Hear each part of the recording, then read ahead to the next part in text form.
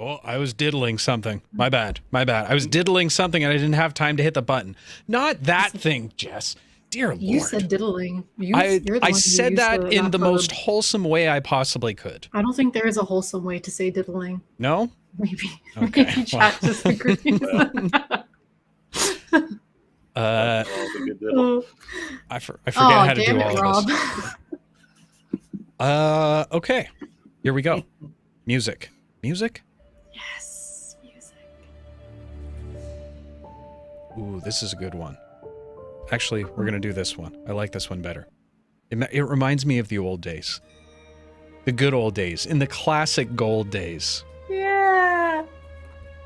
So, when we last left our heroes, after being taken or discovered at the Black Iron Stronghold, our heroes were taken prisoner and held in a cell in the recesses of the compound. To their surprise, they found a familiar face within the dungeon. None other than Captain Jedd, their astral sea guide. He too had been taken captive by their now mutual foe and had been held there for quite some time. After examining the locks, V found a way out. But before they could escape, the villain now known as the Crimson Herald appeared with her lackeys. Immediately, the trio of terror took Oksana, Basil, and Sicarious and separated them from the group. Basil and Sicarious were taken into separate rooms, while Oksana disappeared with the Crimson Herald down a dark hallway. And while Basil and Sicarious were able to escape, Oksana was not so lucky. Back at the manor, Pluck offered to take a small group to see the council of the Band of Liars. There, Sicarious, Scrump, Jedd, and Tristan tried to convince the council to assist in the rescue of their missing companion, Oksana. And while they were not immediate to respond, they did send assistance. A warrior chef named Wilhelm and his faithful companion, Petunia. However, before they were able to race off and save Oksana, two pressing matters needed to be attended to. It seemed Pluck had heard news of a matchmaker that carried a magenta book, as well as the location of a copy of the legendary Restoration spell scroll. The only problem was their window of opportunity occurred on the same evening. And so, the party decided to split up into teams. V, Basil, Wilhelm, and Scrump would attempt to persuade the matchmaker, while Jedd, Tristan, and Sicarious would infiltrate the Lucrum estate to find the scroll. And while the story of the Team Pink book has already been told, let us now go back to another time and another place. And so, our story continues. Fuck my life. Sicarious. While V, Basil, Scrump, and your newest companion Wilhelm make their way into the kitchen to discuss their plan for the matchmaker and her magenta book, you, Tristan, Jedd, join Pluck in the dining room. As you all sit around the dining room table, Pluck stands at the end. All right, team. As I had said earlier, you will be tasked with heading to the Lucrum estate this evening to retrieve a copy of the legendary Restoration ritual spell scroll. Thaddeus Lucrum, brother of Tobias Lucrum, is in charge of this year's Harvest Moon celebration. Now, this is an esteemed honor, however, it can be quite costly. Tonight he is holding a private gala, including a small feast, with a number of wealthy merchants from Dawnsgate and surrounding cities. Not an unusual event, as the celebration will require donors and benefactors, and better for rich merchants to shell out the gold than any of the 5 vassal families, of course. The event will be heavily guarded, but most of the attention will be away from the Lucrum's private library, which, from our insider's information, is where they will be storing the spell scroll. We have operatives working the front entrance tonight and have arranged a passcode for you to use to enter. The passcode is, "I hope the melons are ripe." Our agents will then respond, "They were picked this morning," to which you must respond, "I'm sure they are juicy." If that exact phrasing isn't used, the operation will be a failure. You'll also have to find a way to work it into casual conversation, not to arouse suspicion. Any questions? So you simply go up to him and say, "I hope the melons are right," correct? Yes, the first phrasing you need to use is, "I hope the melons are ripe," followed by, after their response, "I'm sure they are juicy." Sure, they are juicy. And then you simply would say, "I'm sure." Oh, yes, but what is their response? "I'm sure they are juicy," and then what do they say? They will say that? they were just picked this morning. They were just picked tonight. So if they do not say that, You are not talking to our operative. all right. Just picked. Very good. I got a quick question. Pluck shakes his head in a combination of disbelief and annoyance at the same time. "Yes, Jedd, what is the question?" "What's a melon?" "Well, they are, of course, a delicatessen, not usually found within these parts. Mostly to the south, but we do have a convoy that brings these things up." "All right, so I can eat these things. We're not supposed to fight them or anything." "Oh, no, Jedd. You don't have to fight the melons. But we can fight the melons if we want. Maybe just hold off for now." Sicarious is already looking defeated, like this thing is going to go to shit immediately as soon as we walk through the door with these questions. Pluck looks towards you, Sicarious. "I will assume you're taking the lead on this tonight, Sicarious." I cannot do it any worse than what he's already implying, so yes. Tristan pats you on the back. "Yeah, Sicarious is a great leader. He always makes the best choices for us and the entire companion group of us." We know that's a lie, but thank you. All right, well, if that is the case, I should probably go check on the others. I'll give you some time to work out your backstory and disguises and things along those lines. I should really go check to make sure Wilhelm and Scrump are okay. We don't need another blueberry incident, as he says this, walking off towards the kitchen. "Well, Sicarious, you're in charge. What are we doing? What's the plan?" Considering that we're going to be amongst a lot of guards, especially the higher end ones, I'm suggesting we go into disguise as the First Sword. They do a lot of business with the Lucrum family, so that will not be too suspicious as just the regular guards. So we just tell them that we're the first guard and they'll just kind of let us in? Very possible, but no. First we get in. This is going to be our disguise, so that way it's less suspicious. Find our way to Thaddeus. We inform him that we have knowledge that it is possible that there's going to be a break-in for the scroll, so that it's our job that we have been sent here from the higher-ups to escort him to safety and to retrieve the scroll, since he would know exactly where it is in the manor. Because hopefully the plan is that because I've been using my former knowledge with the First Sword of the hierarchy there, he won't question it too much. If we get to that point, he will lead us straight to the scroll, where then at that point we can retrieve it, hopefully without drawing too much attention to ourselves. And then once we secure it, well, it's not going to be easy getting out. We must hopefully, dispose of anybody there. All right. So what I'm hearing is we pretend to be these first knights or whatever. Yes. And then if they don't believe us, we just start stabbing. No. not then at dinner. Okay. If at the dinner, if he doesn't believe us, which there should be no reason not to, especially if we use the right names and hierarchy.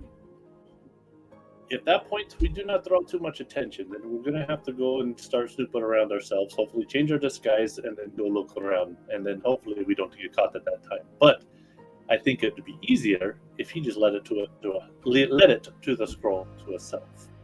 That way we don't have to be searching, walking around the manor all by ourselves. Because obviously, Scrump is not going to be with us. He knows the manor a lot better. You'd think it would be a good idea to have him with us at this time, but... Since he was the most recently one there, yes. But, unfortunately, he has other things to do. I tell you, that guy's pretty popular. So, okay, just in case we're to get split up, or anything along those lines, what's the names we should be dropping? So, the leader of the First Sword, who is the High Commander, his name is Zaman. He would be the one that gives orders and works directly with the hierarchy of the city. He takes orders from nobody but the top. Zaman. Okay. Zaman. And now he's... Wait, what? And if he... What? Okay, Zaman. That's the one I need. He's the leader of the First Sword. He is the top. You're sure? Positive. Okay. Usually if there's ever a replacement... because it's usually voted from all the nobles of the town. That's the only way to get that position, is being voted in. And once that happens, it would have been announced. There have been no announcement, so therefore he is still in command. And I've only been not part of the organization for about 2 months. So. Okay. Voltron, got it. Zaman. You screw up that name, we're over immediately and we'll be arrested and possibly killed. You should probably do most of the talking then. I think that'd probably be the best bet. That is the plan. Zaman. Like, come on. But like, Shimon. Zaman. Yes, please do not speak. All right. So are we just going in dressed like this? No, I told you we are going to disguise ourselves as the First Sword. They have a specific armor for higher end events. Okay. So, are we going to be leaving any like immediately or like in a day? It will be this evening. Okay.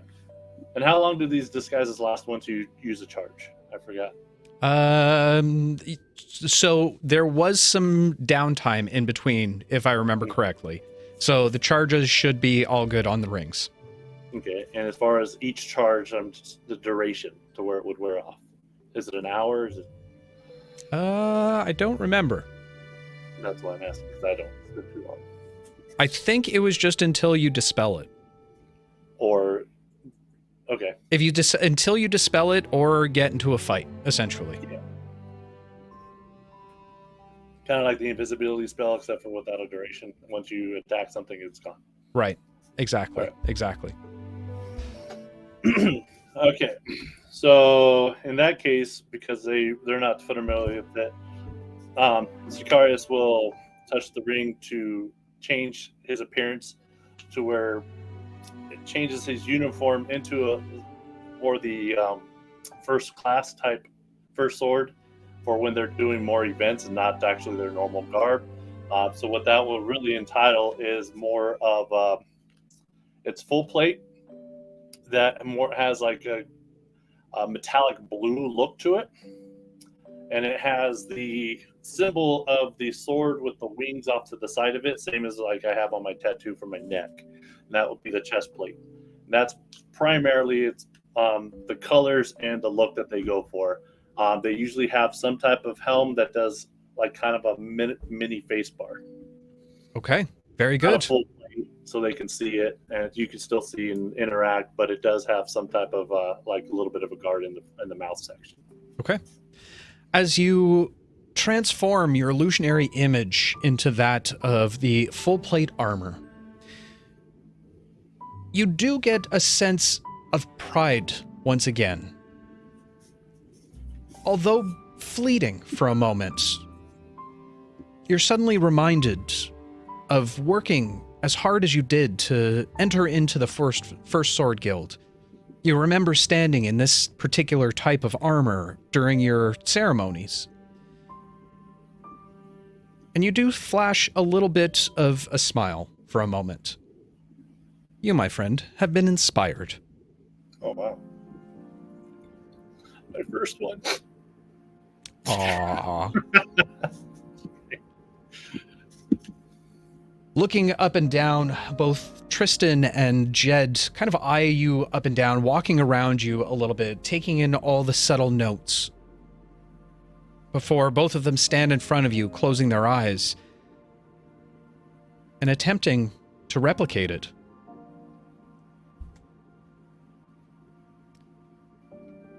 They are able to transform. I gotta stop using the term transform. They create the illusionary armor over top of themselves. Damn near to a T. Especially with a natural 20. That was me. Boo, boo, boo, boo, boo. Self 20s. Boo, boo, boo, boo, boo. In case I fight. All right. Is this looking good, Sicarious? Those look excellent. Now, when you are walking, make sure you are actually walking like a soldier and you're not casual like, eh. You got to be straight, proper, and present yourself as soldiers. See, now Please I do don't that think that's how that's how soldiers should walk. I think that's really lame. They should go with a little bit of a stank leg, you know? Just kind of, Okay, when you're dressed as elite, we are not the low end. We can snap our fingers while 'Cause we if do we're it. the bottom of the barrel guards, they will not give us the time of the day. We need to pull off that we are the elite of the guard. Is that understood? Yeah, it's understood, but it's boring as hell, Sicarious. What the hell's I wrong with these said it would people? be They got fun. no It was jazz. like, what part of not getting caught and not getting killed before we even get started do you not understand? Hey, look, if I'm gonna get killed, I might as well do it looking good. Fine. If our disguise is blown, feel free to do whatever you want. All right. Nobody's going to stop you. If I start But stabbing, in the meantime, do not risk our lives because you want to go play with yourself somewhere. all right, I won't play with myself while we're there, and I won't stank a leg until we're stabbing. Very good. What the hell is a stanky leg? Oh, hang on, I'll show you right now. And Jedd and Tristan start to mimic one another as they practice their stank leg. Okay, Sicarious, I think I got it. No. I will start walking back and forth around the kitchen table. That's where we're at, right? Dining room table. Dining room table. And giving them a proper, like, this is how the upper guards would march or at least walk. Even if casual, even when they're not in formation, this is how they present themselves. And I will give them a couple minutes of just proper showing. We have to pull this off. For the first few minutes, they ignore you entirely. I know. But eventually they get to the point of where they've mastered whatever walk that they plan to do during but they've tentatively started to call at this point their murder stride, before they kind of shapen up, shoulders back as they properly walk forward, mimicking exactly your walk. Perfect. Well, hopefully we meet these operatives so we have some backup when we're there. And best of luck to us all. We should probably eat something, get some rest, because we go out this evening. All right. Keep practicing so that it becomes more natural and you don't look like you're pretending. All right. And Tristan, just in case, also practice your stanky leg or your murder stride. There are no stinky legs. Oh, they're stanky legs. You ain't never been to parts where I'm from.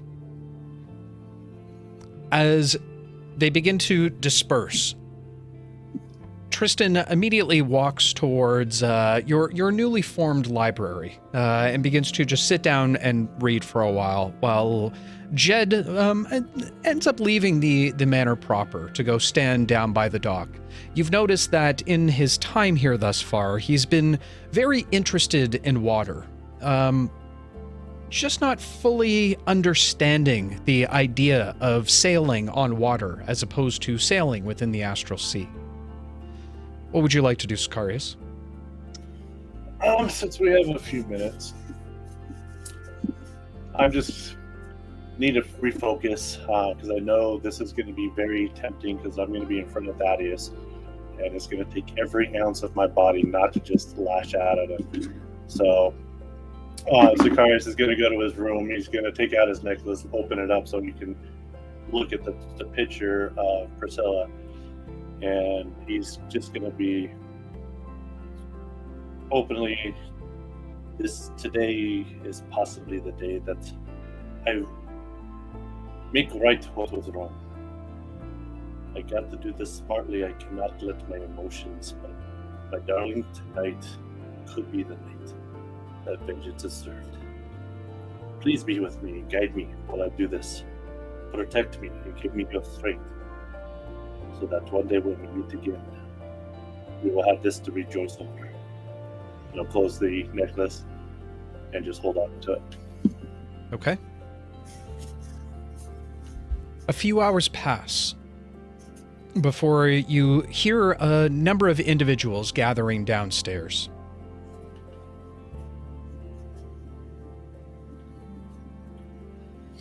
Go down. Okay. Making your way down, you see the totality of the party. A few of them mixing and mingling, wishing best wishes on your each individual missions. As you come down the stairs, not many words are said other than a bit of a nod of confidence from V.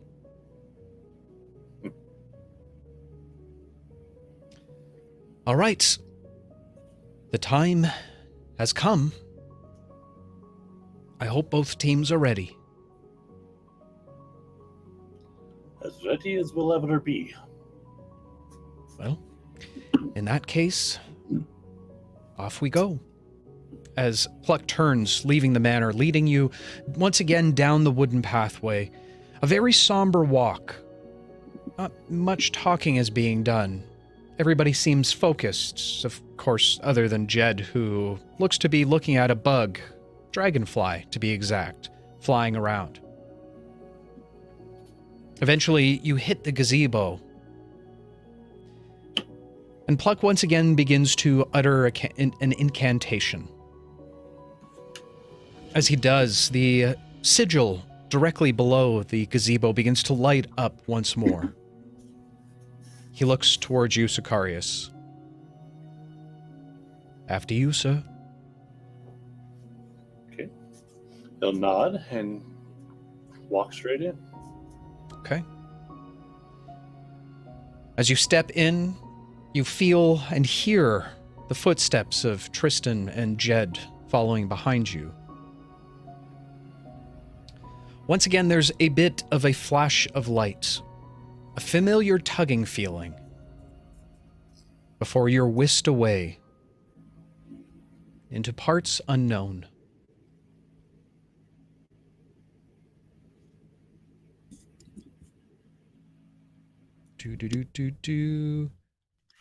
I was hoping to do this a lot better. It was a lot more fluid in my head. Oksana. Yes.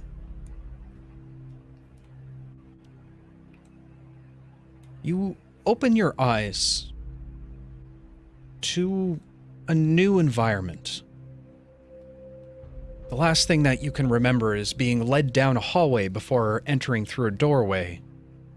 On the other side of the door, you saw a number of cells with a number of individuals all dressed in religious garb and ceremonial robes. all locked individually behind each one of the cells. They all stand completely motionless, like statues, with their eyes wide open, doomed to just stare off into forever. You were led past these cells, towards another doorway on the opposite side of the room. However, just before you reached the room, the entire room shook. The Crimson Herald grabbed you and shoved you into the closest cell, before blowing what seemed to be a handful of dust into your face. You remember your eyes getting heavy before going limp. As your senses begin to return to you, you note that you seem to be in some sort of metallic confinement box. Your legs and wrists are tightly bound. As you begin to wiggle and twist, you feel immense pain in your arms and in your legs. Looking down, you can see a number of tubes attached to you on either side. One side of your body feels as if the blood is being pulled from you, while on the other side, a strange cooling sensation being pushed into you. You continue to struggle with no effect. Your strength is clearly not at its fullest. Suddenly, your attention is drawn to a loud sound, like a fist slamming down on a desk. Looking forward, you realize that the front of your confinement is made entirely of glass. Letting your eyes adapt to the low lighting, you look into the room you're being held in. Staring out, you see a relatively large room filled with strange contraptions. The floors and the walls covered in a putrid dark green tile. You see a number of dark stone columns holding up the ceiling, and throughout the room a number of lit braziers and wall sconces. A mere 20 feet in front of you, you see a large table with a number of vials and bottles. Some filled with what you can only assume is your blood, while others filled with otherworldly concoctions. Some spewing out various colored mists, while others a more viscous substance that seems to move around the bottle on its own. In front of you, you see two individuals. One you recognize, the other not so much. The one you do recognize stands relatively tall, not too much shorter than you, donned in shimmering crimson armor. The other, much, much smaller. You can see his skin is not skin at all, but instead a fur with very large pointed ears.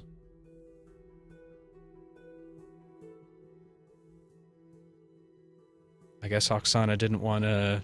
You're good? I heard she's in shimmering crimson red armor. I heard that. She is in shimmering crimson armor, and beside her, a smaller, much smaller individual. His skin, not so much skin, but fur, and two very large pointed ears. You can see the Crimson Herald now berating the smaller individual. What do you mean it's not working? You told me if we found the God Seed and we were to bring it to you, that you would be able to finalize the spell. Might I remind you of our deal? There is only one way you're getting your wife back. This is the only way. As the individual now turns a little bit slightly towards the Crimson Herald, you can see what is undoubtedly a middle-aged nectar with a large patch over his right eye. Many apologies, your mistress. This should be working. It is exactly as the scroll told. We have the components, but we're missing something. We have the catalyst, and he points over to your confinement box. We have the conduits, or at least most of them. We just need our spark. I will continue to work through it. My apologies. He bows his head slightly. She turns her back towards him, before beginning to walk away. This is your last warning. You are known as the translator. So translate. Do your job. And we will both benefit from it. Fail.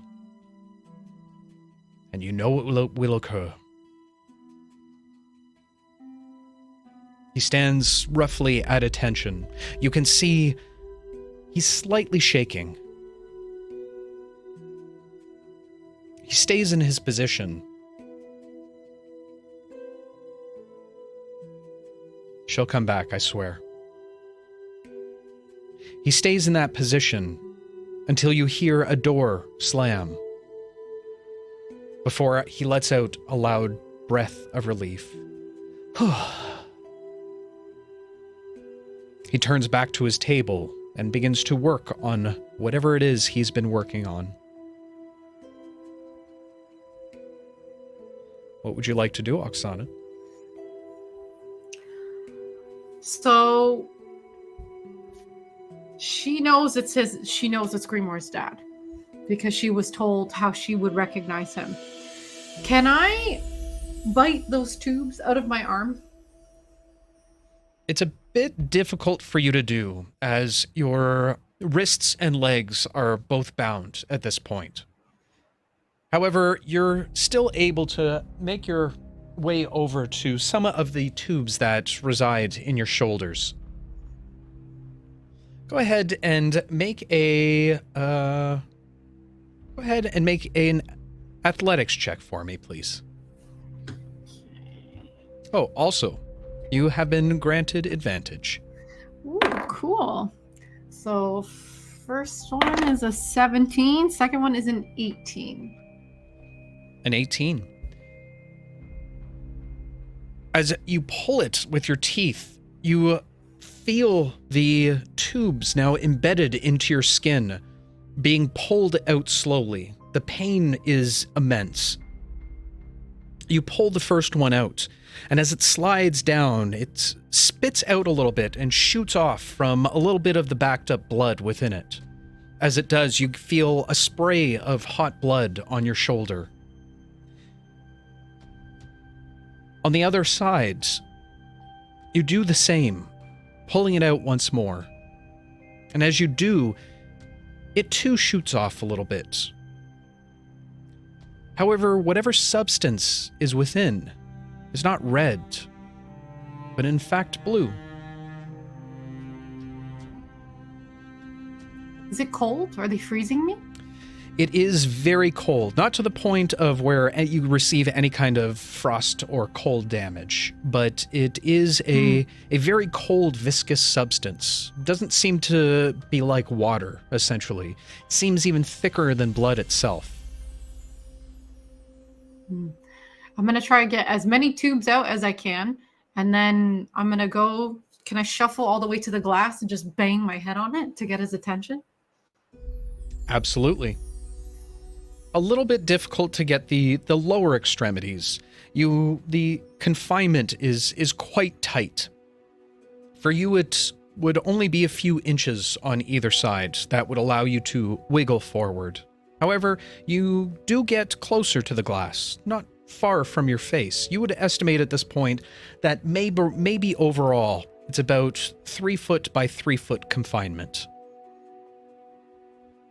Wiggling over, you begin to bang your head against the glass, which gives the man a bit of a startle. As he looks back towards you. Oh, not again. Not again. You be quiet in there. You've caused me enough problem as is. I knew your son. He stops for a moment.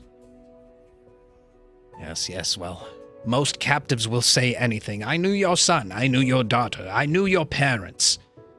Just Civil. be quiet. I know your son. What are you doing to me? How do you know that name? He was my companion. We were great friends. What are you doing to me? Make a persuasion check for me. You do have advantage. Oh, wait, no, I already gave you advantage on the last one. Okay. I was like, wait a minute, no. Friends, it's a nat 1. With a 0 modifier. The 0 modifier. He turns his back against you. Well, I don't know how you know that name, but I don't trust a word that comes from a captive. A subject. The only thing you're good for is your blood. Besides, that's not the point. I have to do this. I have to. I have heard detail of your wife. I have been to your home in the Underdark. I know why you feel that you must do this, but it is wrong call. You must help me escape, and I will help you.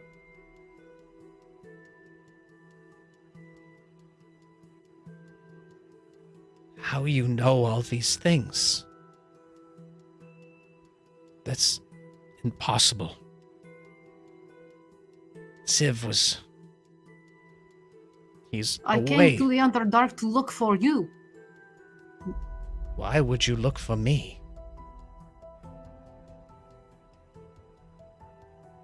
It was his last wish. Whose last wish? Your son. My best friend. His last wish was for me to come to find you. No. He's at the orphanage. That's where he's supposed to be. That was the agreement. He would stay there. This can't be. He escaped. He hated that place. It did horrible things to him, but he was very brave. And he was able to get out. He gave his life to save mine.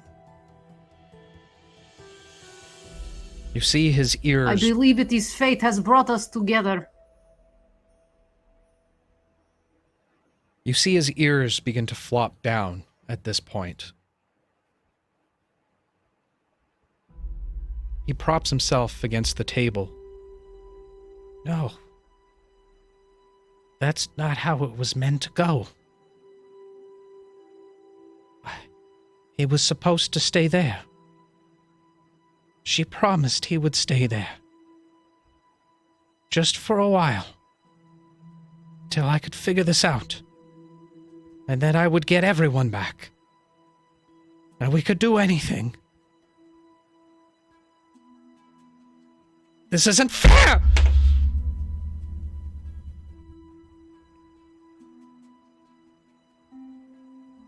My friend, I mourn with you. Who made you this promise? She did. I've looked my whole life for a way to bring her back. I've done everything. Sage magic. The rules of the Arcanists. I've prayed to the divine. She promised if we could bring him back, that he would bring her back.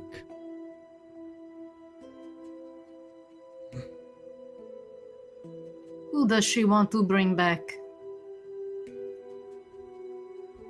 A long-dead god. To bring at least one back. To bring some semblance of order to this world again. They've been gone far too long. And she said hers would fix it all. A butcher.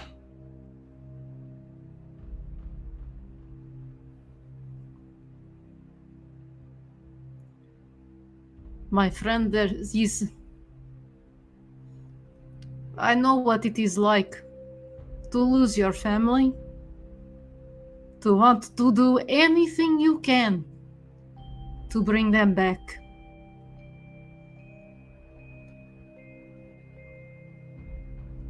But you have to consider the power you are placing in her hands. It may be safe with you, it may be safe with me, but it is not worth giving this power to someone whose mind you cannot predict. And do you trust her heart? No. Then you must stop. This would be insult to Grimoire's memory. To all of it. I can tell you. This is not the right thing to do. But if, by any chance, this works, I might be able to bring both back.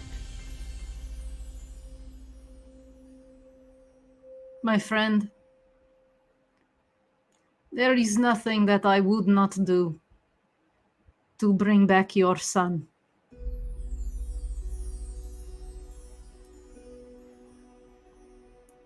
What?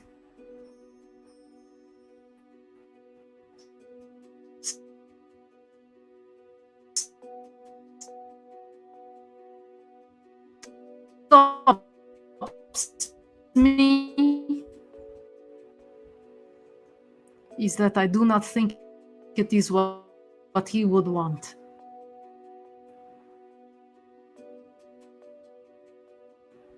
I don't know what he would want. I don't know what he would want. He would want peace.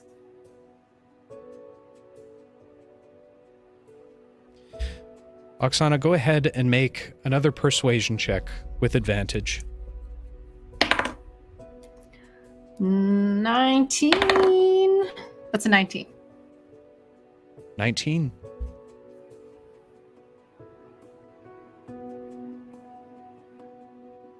You're right. This isn't what he would want. This isn't what she would want. I've been a fool. A fool thinking that he could play as a god. You are no fool. Our hearts can make us do unpredictable things when they are in pain. But you are no fool.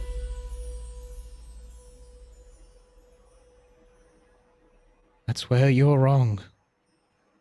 I have been a fool. But I will be a no fool no longer. I can't reverse what we've done to you. But I can get you away from here. I will not leave without you.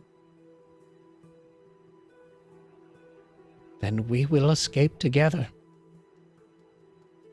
He rushes Yes, I over prefer. to he rushes over to the confinement and quickly begins unlatching.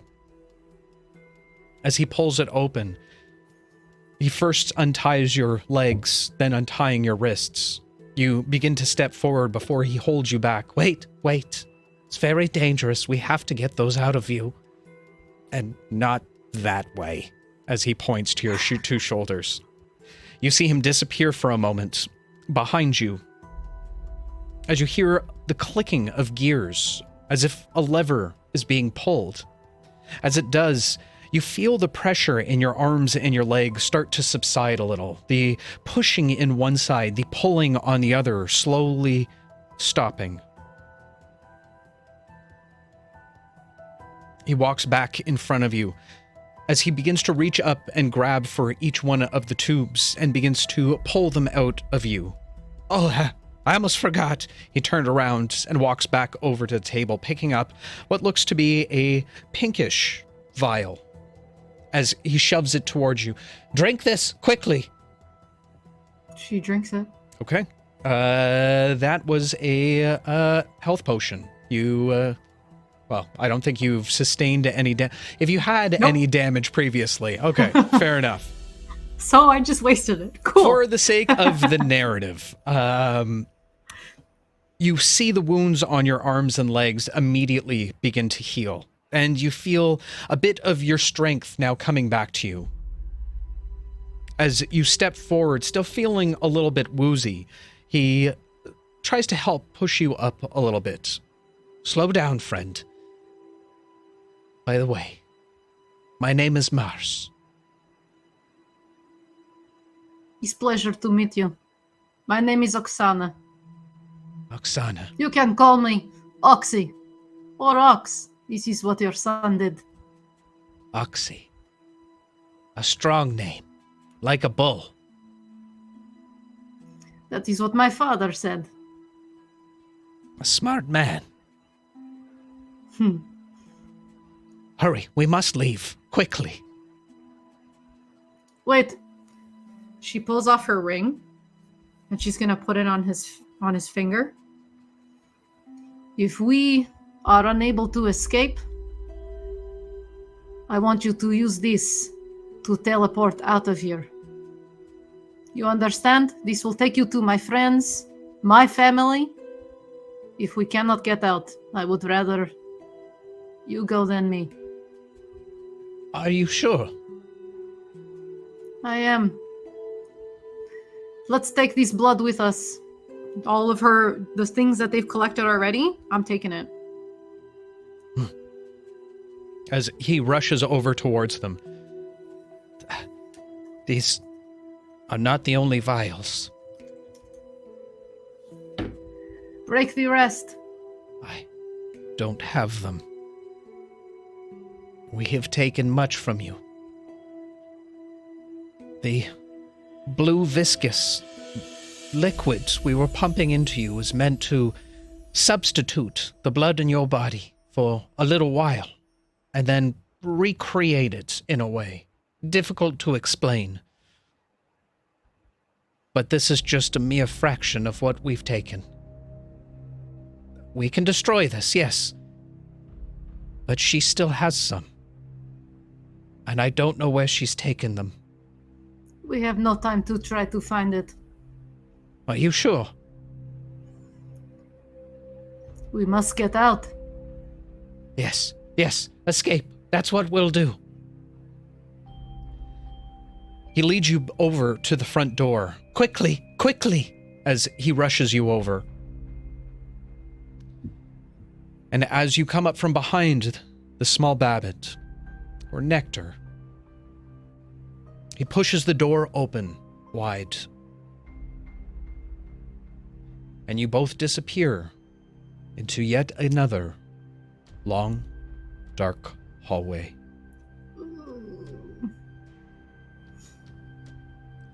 Sicarious. Oh, hang on, I gotta do this smooth transition again. God, I need a production assistant. That's what I need. Sicarious.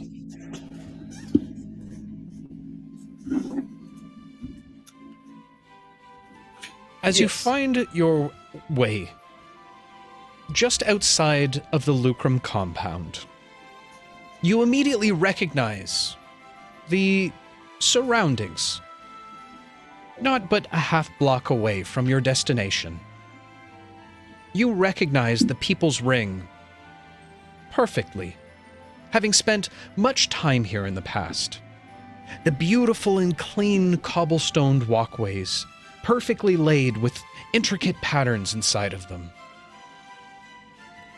You see a number of the everlights that shimmer to lead the pathways forward. A number of individuals walk by, all in very esteemed and well-pressed garbs. Jedd and Tristan look towards you. All right, Sicarious. I assume you know the way. Unfortunately, yes. So, all right, do you remember the plan? Yes, you do the talking. Okay. I don't do the stank leg until we start stabbing. So essentially, you're just part of the troop that we're coming to remind him that he needs to escort us to the scroll. We need to separate Thaddeus from the party. Wait, who's Thaddeus again? I thought it was Zoltron. Or wait, no. Shimon. Zaman is the leader of the first sword. Yeah, He that is guy. the one we are getting these quote-unquote commands from to get Thaddeus to cooperate with us. See, Thaddeus, never mind. He's the one running the party. This is his estate. This is his party. That's why we do not want to expose ourselves. Correct? That, yes. I'm gonna go with what you said. It's not that complicated. It might when we get in. But, alright. So, we need to possibly get assistance from the insiders. So we need to find those people as well. Right. Okay. So start heading towards the door. So wait, hold on. So Yes. are we like your wards or something? Or are you my ward? That I'll be the knight, you be my squire. And then you can do all the talking for me. Squires do not do the talking for the knights. They should. But they don't. Damn You're it. there just as, we're a party of 3 here. We are sent on a mission to escort. That's it. You wouldn't send one person, you would send a group of people. Now, I've been given the lead on this one, okay? So that's why I do the command. I do the talking and show him that I am the one that has the report to give him. That's All right. it. All right. I Like mean, I that's said, fair. I don't know if this is going to work. I very much hope it does. Because I'm not very good about sneaking around. This is, like I said, a Grimoire thing. So, hopefully we can Sicarious, persuade him. I've got the utmost faith in you. You Oh, are dude. like a supreme leader. You're like my dad, if I had one. That is very sad. All right. Well, I mean, that still hurts a lot more when you say it that way. I mean, I was trying to give you a bit of a compliment, but if you're going to be I like that. appreciate that, but we need to No, focus. it's fine. It's fine. I'll just remain I'm sorry I fatherless hurt your both in feelings. reality and Alright. in my imagination within my brain. Well, hurry up, man. Let's go. You're the one who's all like, we got to go do this thing. Alrighty. So, start walking, making sure that he's not doing a stank leg, and making sure we're actually walking, and with kind of authority, not trying to stand out like marching or anything, but walking like with our authority towards the entrance. Okay, fair enough. This should be good. As you make your way towards the compound that you know of the Lucrum Estate, once again, finding it in its majesty, anyone from the outside would think that this was more or less the royal palace itself, Just from the sheer size of it, you can see a number of buildings all behind a very large, well-kept stone fence. The front entrance is immaculate and beautiful in every way. The large doorway, roughly about 15 feet high, curved at the top, with a beautiful set of double doors that enter. As you walk through the courtyard, the guards give a little bit of nod on either side of the gated entrance. And a number of other partygoers also entering. You can see them dressed to the nines, the equivalent of tuxedos and ball gowns within this world. A few of them look towards you and give a bit of a nod of respect. You pass by a number of various hedges that have been trimmed down into different, very interesting animals, to say the least. One being a large dragon that seems to be breathing a breath of branches that have been plucked clean, seemingly to mimic that of fire. You see on the other side a very strange-looking, gorilla-looking beast, albeit with a number of arms as it kind of flails outward. A number of the party guests all stop and take note and are interested in the various creatures in their more actionized pose. However, it doesn't take long to walk up to the front entrance.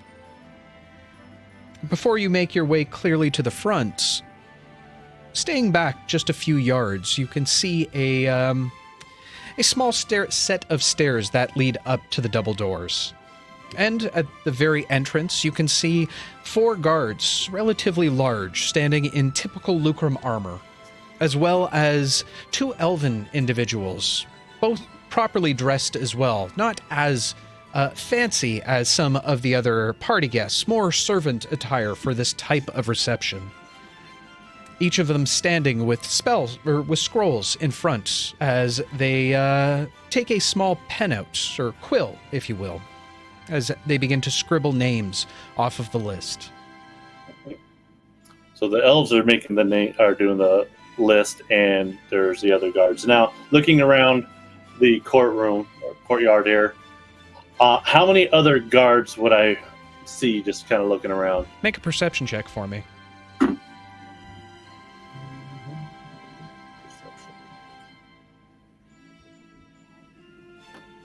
13. From what you can gather, there are the 4 Lucrum armored individuals standing directly at the door proper. There was 2 at the gatehouse that you had just walked through. And you did see 2 pass by that seemed to be patrolling the area. I mean, based on what you know of these kind of events, and thinking that the Lucrums are probably on guard from the various happenings around the city, including what had happened to Elizabeth Lucrum, there is more than likely quite a few number of guards in and around the area. Okay, and do I notice any of the First Sword in the same attire that I'm in, or more of just a different style? Make another perception check for me. That could cause problems. Oh, that was a 19, and then it rolled to a 4. With all of the individuals here this evening, you don't see any that matches your armor set. Difficult to make out the faces in the relatively dim light. Once again, only being able to pull light from the everlights that line the walkway up to the front entrance. All right. I look back to Jedd and Tristan. Are you guys ready for this? Because we are obviously not on the list. They both respond in unison. No, yep. Okay, very good. I'm getting a little deja vu from when we were in the Underdark here, walking up to a door without knowing all the passwords. All right. So, all right. You wait in line behind a very, very robust individual. very large grayish ears, as well as you can see from the back what looks to be a trunk that sways back and forth. Very, very well dressed, albeit. I'm Regibald Palios III, merchant from the close realm, city of Talnador. They look at the list. One scans through it. Ah, yes, I see you here. Welcome. Our festivities and the feast will be starting shortly. I believe Thaddeus does have a bit of a note to say at the beginning. Everyone is congregating in the reception hall. Feel free to enter. As he walks past, you can see two of his servants as well following closely behind. As the elf kind of follows behind, or watches from behind, she now turns her attention. Ah, didn't expect to see your statue here tonight. Members of the First Swords. Interesting. Yes. Well, this was an unexpected mission that was sent from Zaman himself, from Thaddeus' uncle, Mr. Lucrum. We seek audience with Thaddeus in private. I'm sorry, unless there is a direct letter you have, then I unfortunately won't be able to let you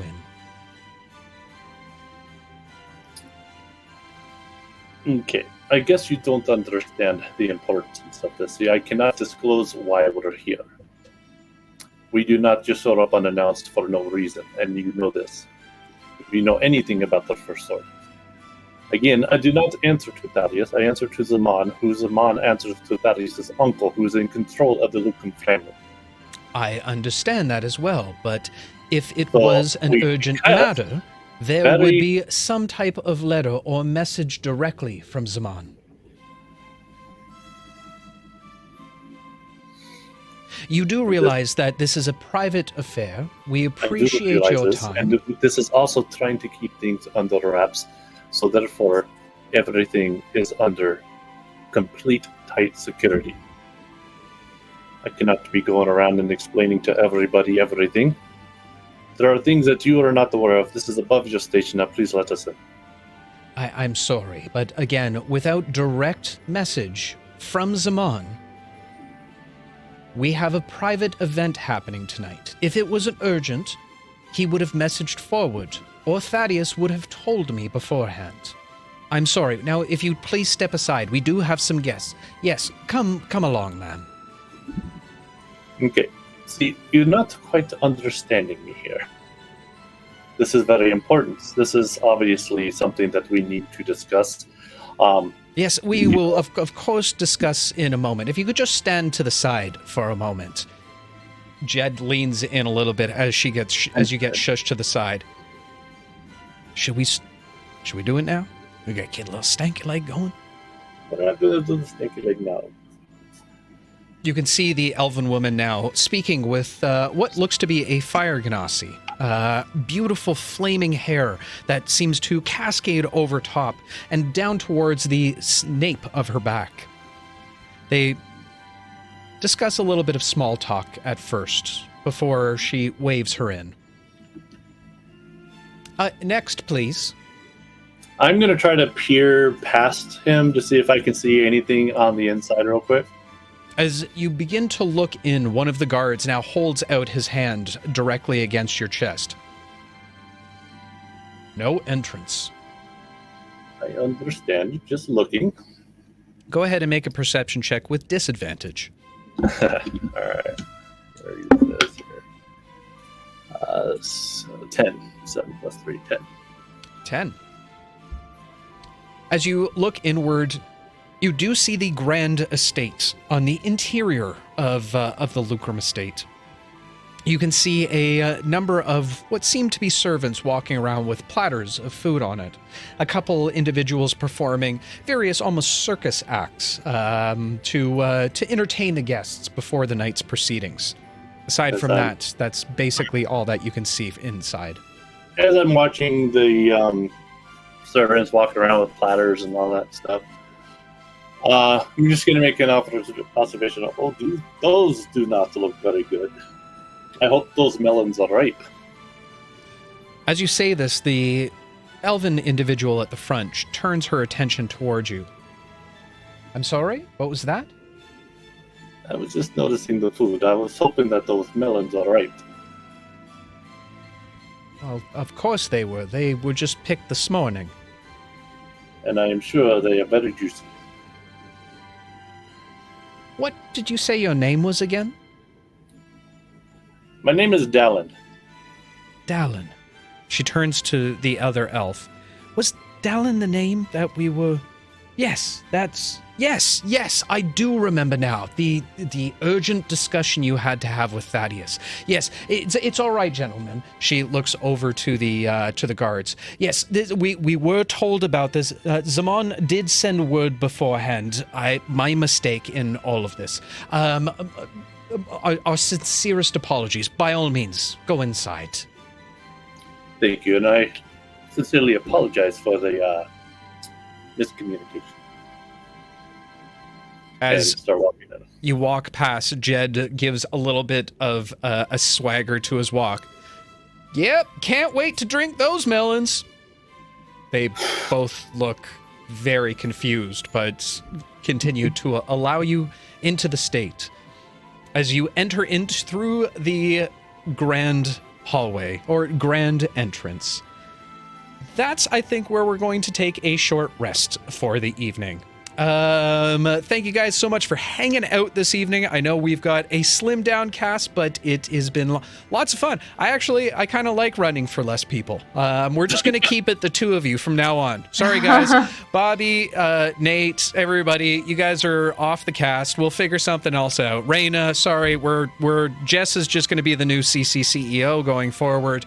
Hey, guys, listen. If you have any questions for the newly structured cast of CC, go ahead and pop them down in chat. We do take questions about our brand new organization. I'm sure you have lots of questions, but drop them down in chat if you have any. And guys, go get your apple juices, go get your orange juices, and by God, all means, go get your melon juices. And stick around, because we will be back shortly after a quick commercial break. We don't have a commercial break, I'm just saying that. See you soon, bye! Bye. And we are back. No, I don't do the transition on the second part, Rob. You'll learn. You'll learn one day. It's because you've been off for so long. I completely understand. Not a problem, my Way friend. too long. Guys, this just in. A huge announcement. I am here, and no, it's not a pre-announcement. I have just learned that Raina, Bobby, Nate, Dag, Swiss have all decided that they are going to be starting another channel. They're doing their own thing. They're going to be calling themselves Careful Can't Rip. Now, I know it might get a little bit confusing, but it's okay. We'll figure it all out. And I think, guys, Jess, Rob, if we work hard enough, we can get them to buy us out. This is The Office all over again. This is Dunder Mifflin all over again. And then and then it'll be Careful Cantrip Platinum. We're manifesting it. We're doing it right here, right now. This is an amazing idea. Okay. We're writing the narrative. Yeah. I'm sure none of them are in chat right now. So we'll plan it out. No, they have no idea. They have no idea. Yeah. And then we'll come back. I'll start the merger. I'll talk to Raina. I'll do some negotiating, see if I can work something out. Get the paperwork going. Yeah, I'll get the paperwork going, see if I can't work it out for next week. But we'll officially be part of Careful Can't Rip going forward. It'll be great. I've heard good things about them so far. Finally, I can leave your basement now? No. That's Nate. You're part of Raina's podcast, not mine. I mean, that's her call at this point. Ask her. Yeah. Have you liberated? How liberated do you feel right now that you are free from Raina's reign? It is good momentarily, but it's cold out here, man. It is cold and lonely out in these streets. So we've got a plan. It's okay. We'll figure it out. Appreciate the question, Cyber. I'm gonna miss the bardic inspiration. No, no. Yeah, I mean, they'll still have it on their side, guys. It's fine. Where was Gondar when the rest of the cast fell? That's so funny. Question, now that I'm fired, what's the first thing you'll do? Twerking and crotch speeches? I mean, that's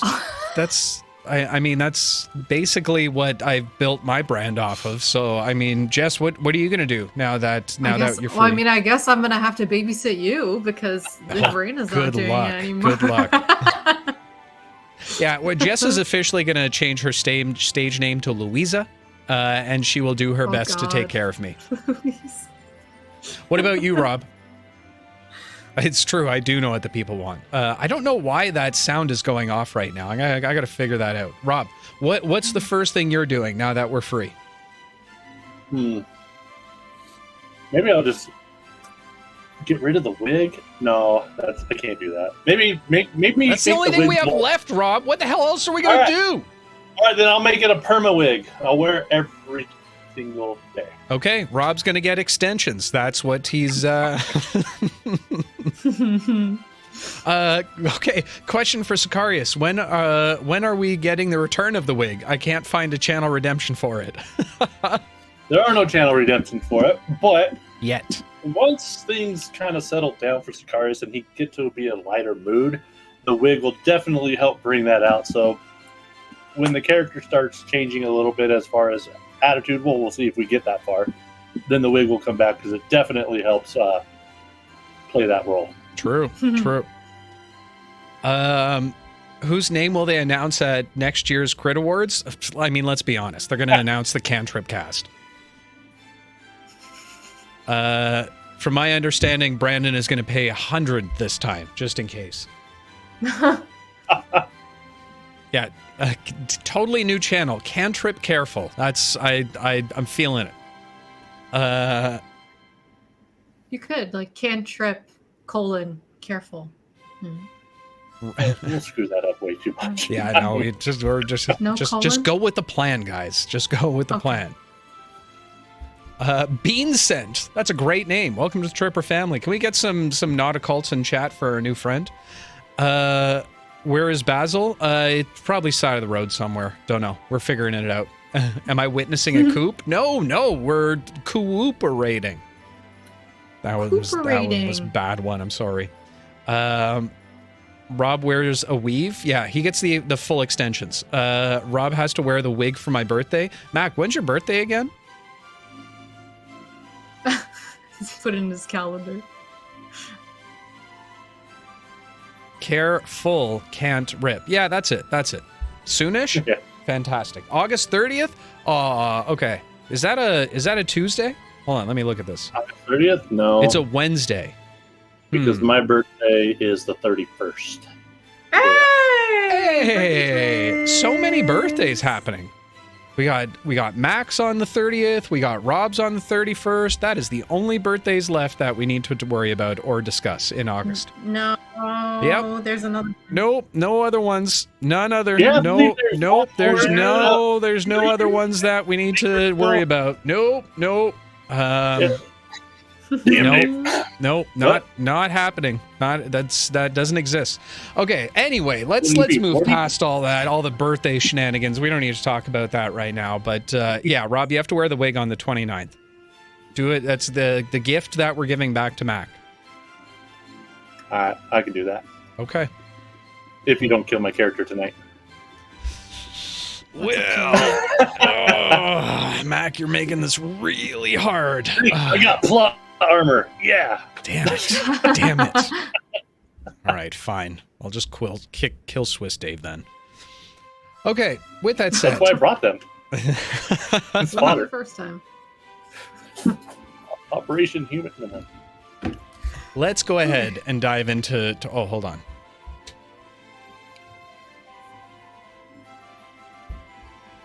Sorry, I had to wet my whistle. Let's go ahead and dive back into tonight's episode. So, as you walk through the doorway, Sicarious, along with your small but efficient posse. You take note of more of what you had kind of peeped in on. A number of individuals all gathered around, kind of mingling, making small talk. A lot of the individuals you don't really recognize, but you would assume, as based on Pluck's description, that these are all relatively well-off merchants, willing to lend a little bit of gold towards the celebration of the Harvest Moon Festival. You can see a number of performers as well, doing various acts. One being another fire genasi, as she seems to juggle just fire itself, allowing it to kind of wave and circle around above her. Very strange method of juggling. You can see what looks to be a bard playing a lute, and as he does, you can see waves of water seemingly splashing around him, almost giving a little bit of an illusion on top of it, of that of a mermaid or singing a siren song. As you continue to look around the room, you can see what looks to be a small platform set up as a makeshift stage directly in front of a very large staircase leading upward. And just in front of the platform, you can see a group growing larger and larger by the moment. Start making our way to the group, but we're going to kind of stay off to the side, making our way around the edge of the room. And as we're doing that, I turn to Jedd and Tristan. Okay, so what we need to do is let the party kind of simmer down, let him do his thing, because if we try to distract anybody too early, then it will look too suspicious. So let things kind of settle. So if he has any speeches, whatever, let him do it. Once they sit down to eat, that's when we make our move to try to politely escort him out of the room. So do not draw attention to yourself at this particular point. Got it? You turn to look at Jedd and Tristan, only to see Jedd with a relatively large melon up to his face, as his face is growing a little bit greener, seemingly seeing that he's exerting himself as he continues to suck. How do you drink this thing? I just reach up and pull it from his face. This is exactly what I'm talking about. And if somebody's walking by, I'm just going to place it on their tray real quick. Yep. A servant does walk by at that moment as you place an entire melon down. She looks a little bit confused and says out loud, "How did he get a full melon?" and continues to walk on forward. This here, Jedd, is exactly what I'm talking about. Please do not draw yourself. Sicarious, it's a party, man. We are not just dressed as party members. Look at yourself. We are supposed to be on official business, not mingling with the locals. But if we were to mingle, it would be a good time.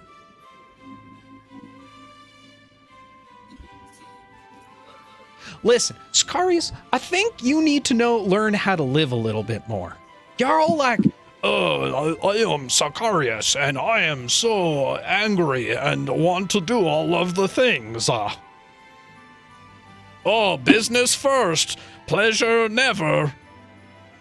Oh, there's plenty of time for pleasure, but not right now. There's plenty of time for pleasure, not in my lifetime. You gotta relax, man. You gotta have a good time sometimes. We're at a party. Until the guy's ready to go, then why don't we enjoy ourselves a little bit? We are not in the right garb for that. If you What want do you mean? to go I mingle, look great. do you not understand? Why is that vein popping out of your head? I've never seen that happen before. Are you all right? You need some melon juice? Jedd, please. You're going to blow this whole damn thing wide open. Hell yeah, I'm gonna blow the... Oh, you mean the bad way. Yes, bad. Okay. Okay. Fine. If you don't want to mingle, you go to the back of the room. All right. But as far as what I'm going to do is I'm going to position myself as close as I can to Thaddeus Luker. And you're going to stab him. No. Okay. As much as I want to, it is not the time or place for that right now. He needs to lead us to the scroll. And if we give ourselves up right now, that will not happen. Right. Do you not understand that? I do understand it, but I think it's boring. I'm not saying this is not a fun job. It could be, though. Listen, we're not out there chasing wagons like the rest of those idiots. We're at a party, man. I understand. Okay, Look how around. about this? How about this? Okay, look, Quick use dance. your eyes. We can go do a quick dance. No, look And then- look around. Look around you real I'm quick. looking around. Everybody's having fun. Do They're you smiling. see Look, that any of that the lady's other- drinking fire. God over here, fucking! I'm going to strangle you. All right, look around. Do you see anybody that is dressed anywhere similar to us, mingling and dancing and having a party, or do you see them working?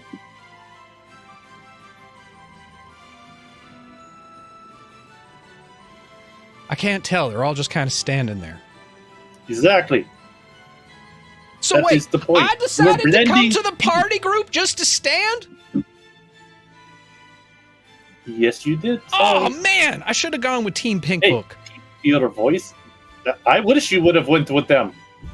Oh, you don't have to get nasty about it. All right, all right. All right, so fine. We go get the scroll. We do whatever, and then we come back, and then we party. I've never been Sure. to a human party before. That'll be great. Well, after we get the scroll, we come back, we have our party. All right, I can get on board with that. All right, But in the meantime, let's go talk to the guy. tone it down. Tonin. Yep. Stop trying to Yeah, mess around. I No more know, melons. yep. No more No, anything. I'm not going to do it. We go There's to the nothing else side. I'm going to do. We wait for the dinner to be served. He says his speech, because that's how these things work. He'll make a little grand announcement when it starts. When everybody's seated, then we go and we whisper in his ear what we're here for, so we not to make a scene. All right, how about You know this? better. You just do whatever you're going to do, and then you tell me when I can go drink fire with that lady over there. After we get the scroll, you can have as much fodder as you want. All right. Now, this is a plan. Why didn't you say this in the first place? All right, let's Didn't go. Give me a chance. We're so dead. All right. So, Sicarious is just frustrated as all hell. Gonna walk towards the crowd anyway, knowing that normally these start off with some type of speech. After the speech is when we'll start making our move to introduce why we're here. Okay. If he doesn't have a speech, well then great, but usually that's how these things work. Okay. As you kind of hover to the side of the room, you wait for roughly about, I would say probably about 15 minutes or so, before you see a little bit of movement from the group in the front. As they part ways, you can see now Thaddeus himself, looking a little bit older than the last time that you had seen him. A large gray streak of hair now coming down from his head. As he maneuvers around the individuals, thanking them in a very proper manner, you see him turn and begin to walk up the steps towards the platform. As he does, a number of individuals now turning forward to address the stage, now seeing that things are starting to calm down. You can hear the outbursts within the room and the laughter and the partying now starting to die down as everybody turns to listen, as the music seems to be cut short. You can see Thaddeus now standing in front of the rest of the room with what looks to be an advisor standing beside him. The advisor waves his hand and utters an incantation, as you see a little bit of light, almost like dust, now make its way directly in front of Thaddeus's mouth. It begins to circle around in a cone, reaching outward before vanishing. Thaddeus's voice now echoing throughout the room. Ladies and gentlemen, esteemed guests, and let's face it, some of the richest people in all of Dawnsgate. Snickering and laughter throughout the room. Tonight we are gathered here for a very special occasion. For what better time of year than the Harvest Moon Festival? A tradition that has gone on for eons, almost from the birth of Dawnsgate itself. A time where farmers and simple folk can take pleasure in what they've accumulated over the year. And of course, a time to make all of ourselves richer. We all know what this means to not only us, but our culture, our people, from the lowest realms of Dog's Breath up to the People's Ring. And as is tradition, we thank all of those who stand as our donors, our sponsors, our benefactors.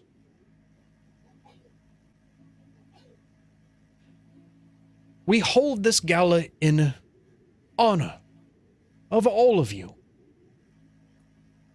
And I thank each and every one of you. And I will thank each and every one of you. Personally. But the pleasantries will have to wait until after our feast. Now, I've been told that we are ready. So, if you'll all head to the dining hall, let our festivities, prior to the festivities, commence. A loud roar of applause throughout the entire hall. As he begins to step down from the podium, you see a number of individuals now making their way to the right, being led by servants into what seems to be, you would assume, the dining hall. A few of the merchants gather around to shake Thaddeus's hand as he comes down. As many of them begin to walk away, Thaddeus turns and begins to discuss something with his advisor. At that point, I give the nod to the other two, start making our way towards him. Okay. Trying to eavesdrop a little bit before interrupting. Okay. Go ahead and make a perception check for me, please. Not a perception. Guess I'm too nervous. 7. 7. With his back turned towards you, you don't really make out anything that's being said. However, the tone of his voice seems very mundane. You would assume that it's just general conversation that they're having at this point. Okay. Wait for kind of a little break, and then kind of get into like more of a messenger type pose or whatever. Like, I'm going to interrupt here, and I'm just going to tap him on the shoulder. Excuse me, Mr. Ukram. Yeah. Huh. He kind of turns his shoulder away a little bit. Ah. Members of the First Sword. Turns and I see his eyes. I'm just kind of like, have to like regroup myself real quick. Are you all right there, sir? Do you have a little bit of the tummy rumbles? Yes, I am perfectly fine, sir. We do have lavatories if you need them. I appreciate that. That is not why I'm here.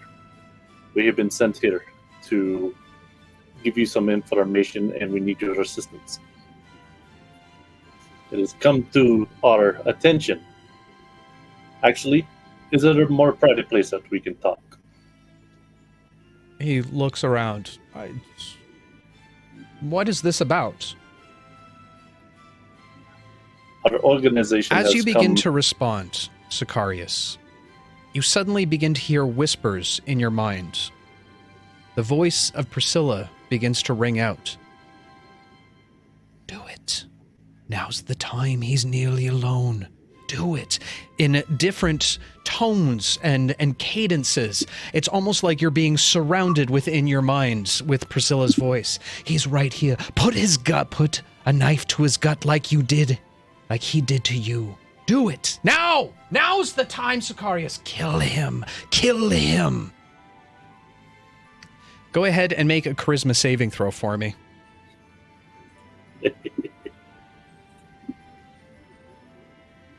What I'm actually good at. 23. 23.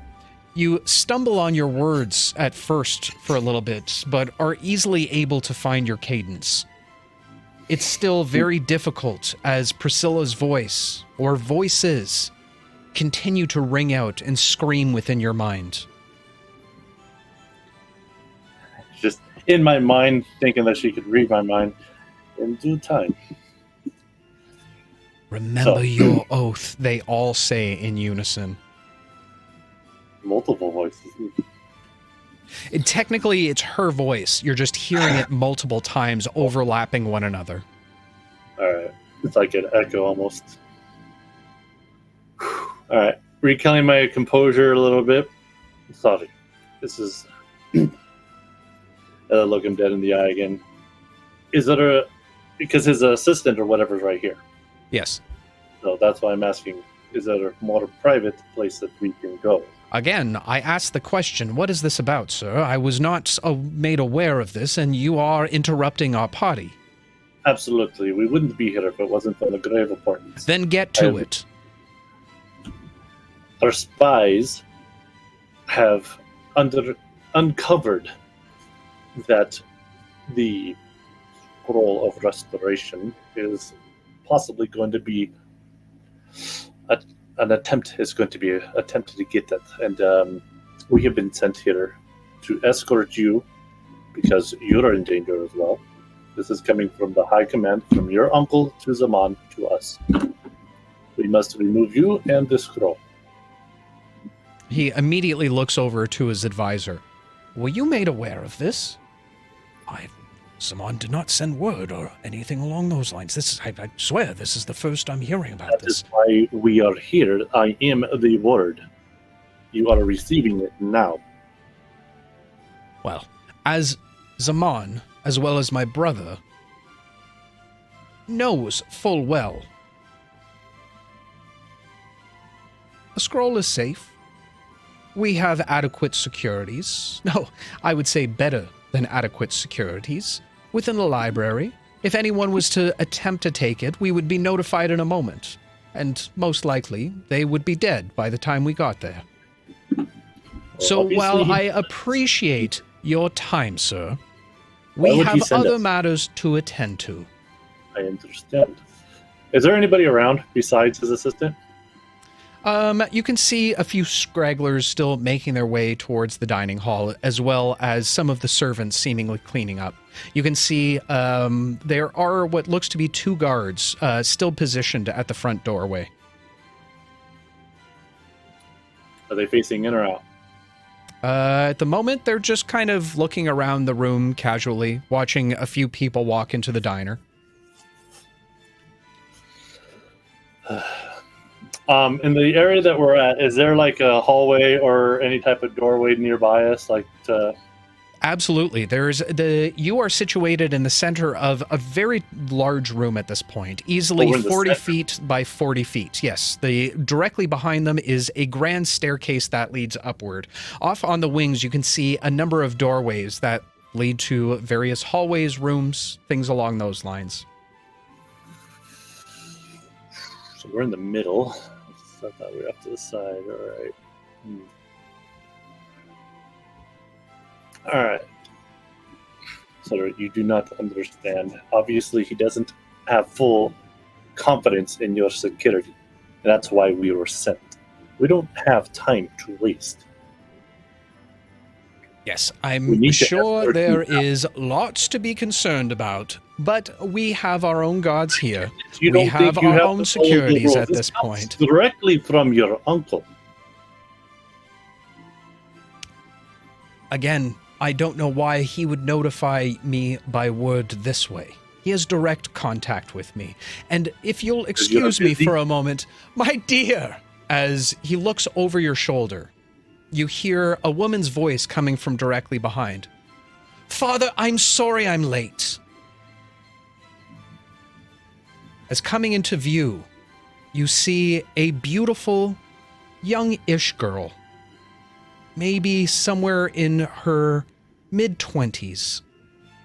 As you turn around, you see an angelic face, to say the least. She has beautiful purple eyes.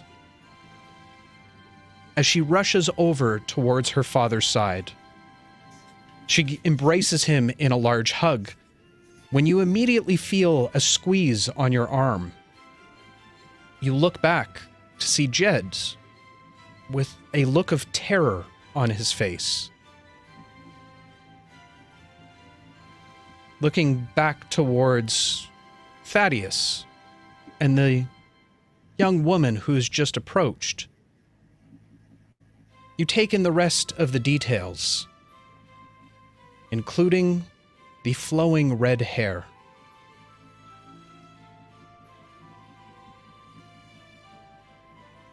Allow me to introduce my daughter. Ruby, this is... I'm sorry, I didn't catch your name.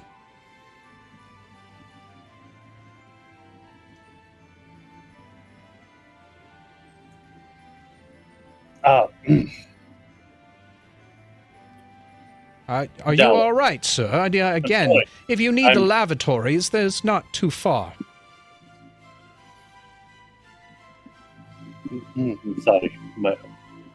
My apologies, yes, well, sir. if you'll just discuss with my associate, I'm sure he'll be able to work everything out. I have a dinner to attend, so if you'll excuse me, I must go at this point, as he links arms with his daughter and begins to walk away from you, down towards the dining hall.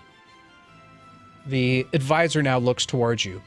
Now, you had said that Zaman is worried about this spy, if you will. Can you tell me a little bit more about what seems to be transpiring? I'm watching Thaddeus and his daughter walking away. I'm half hearing what he's saying. I'm sorry, what? Yes, you were saying about the library and orders from Zaman. Yes. Her spies uncovered that the scroll is not safe here, and we were sent to retrieve it and move it to a more secure location. Well, I don't see any harm being members of the First Guard. That's going and checking it out yourself. We'll get in touch with what's his name again? We'll get in touch with Zaman and the other guy. Damn it, what's his name? Which other guy?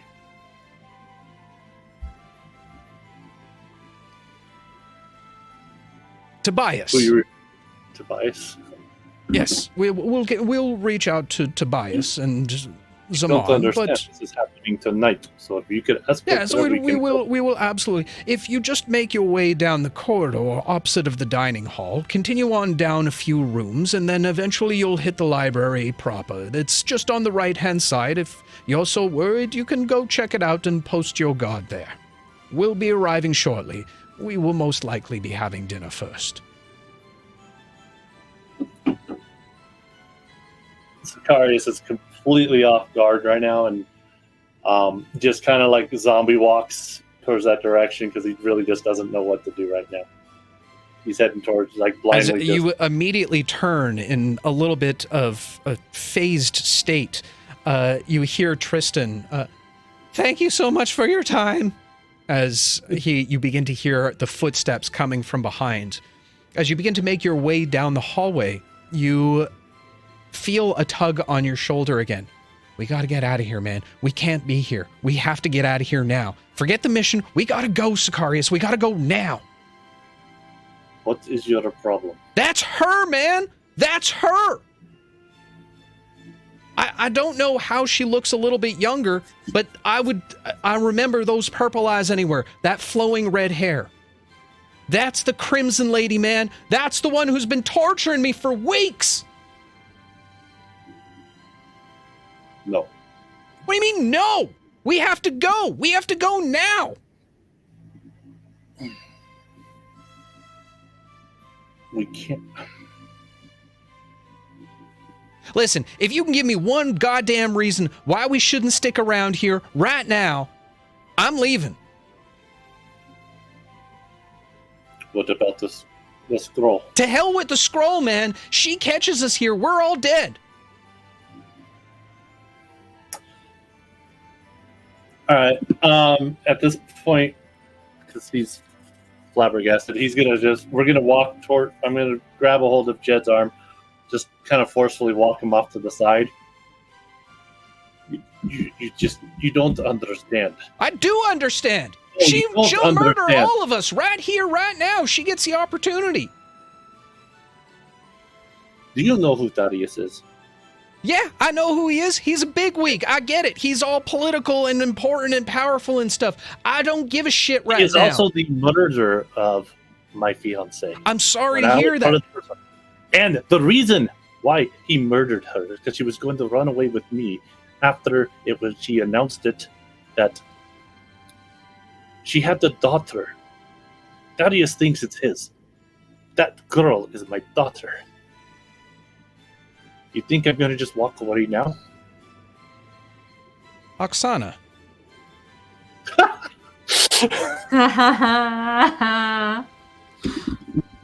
Oh, I gotta do that. I gotta do the thing again. Oh boy.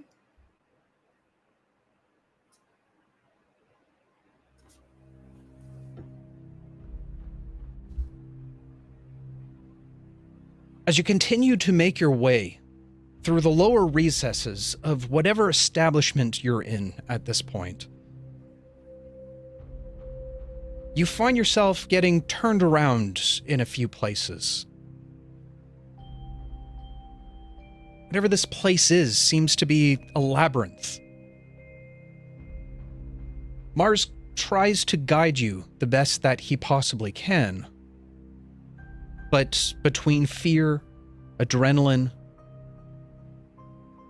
and utter heartbreak, he seems to be a bit confused.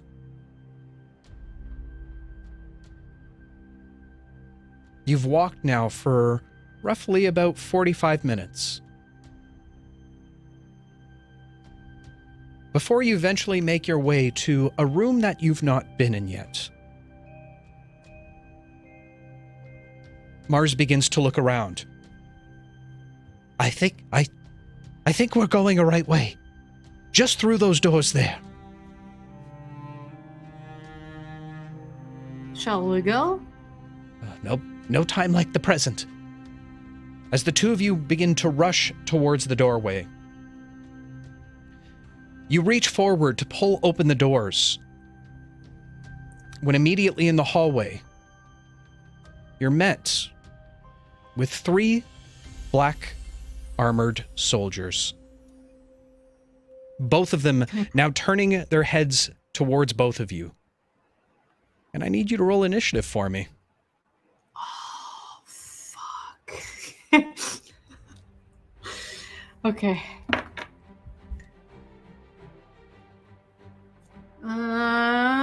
13.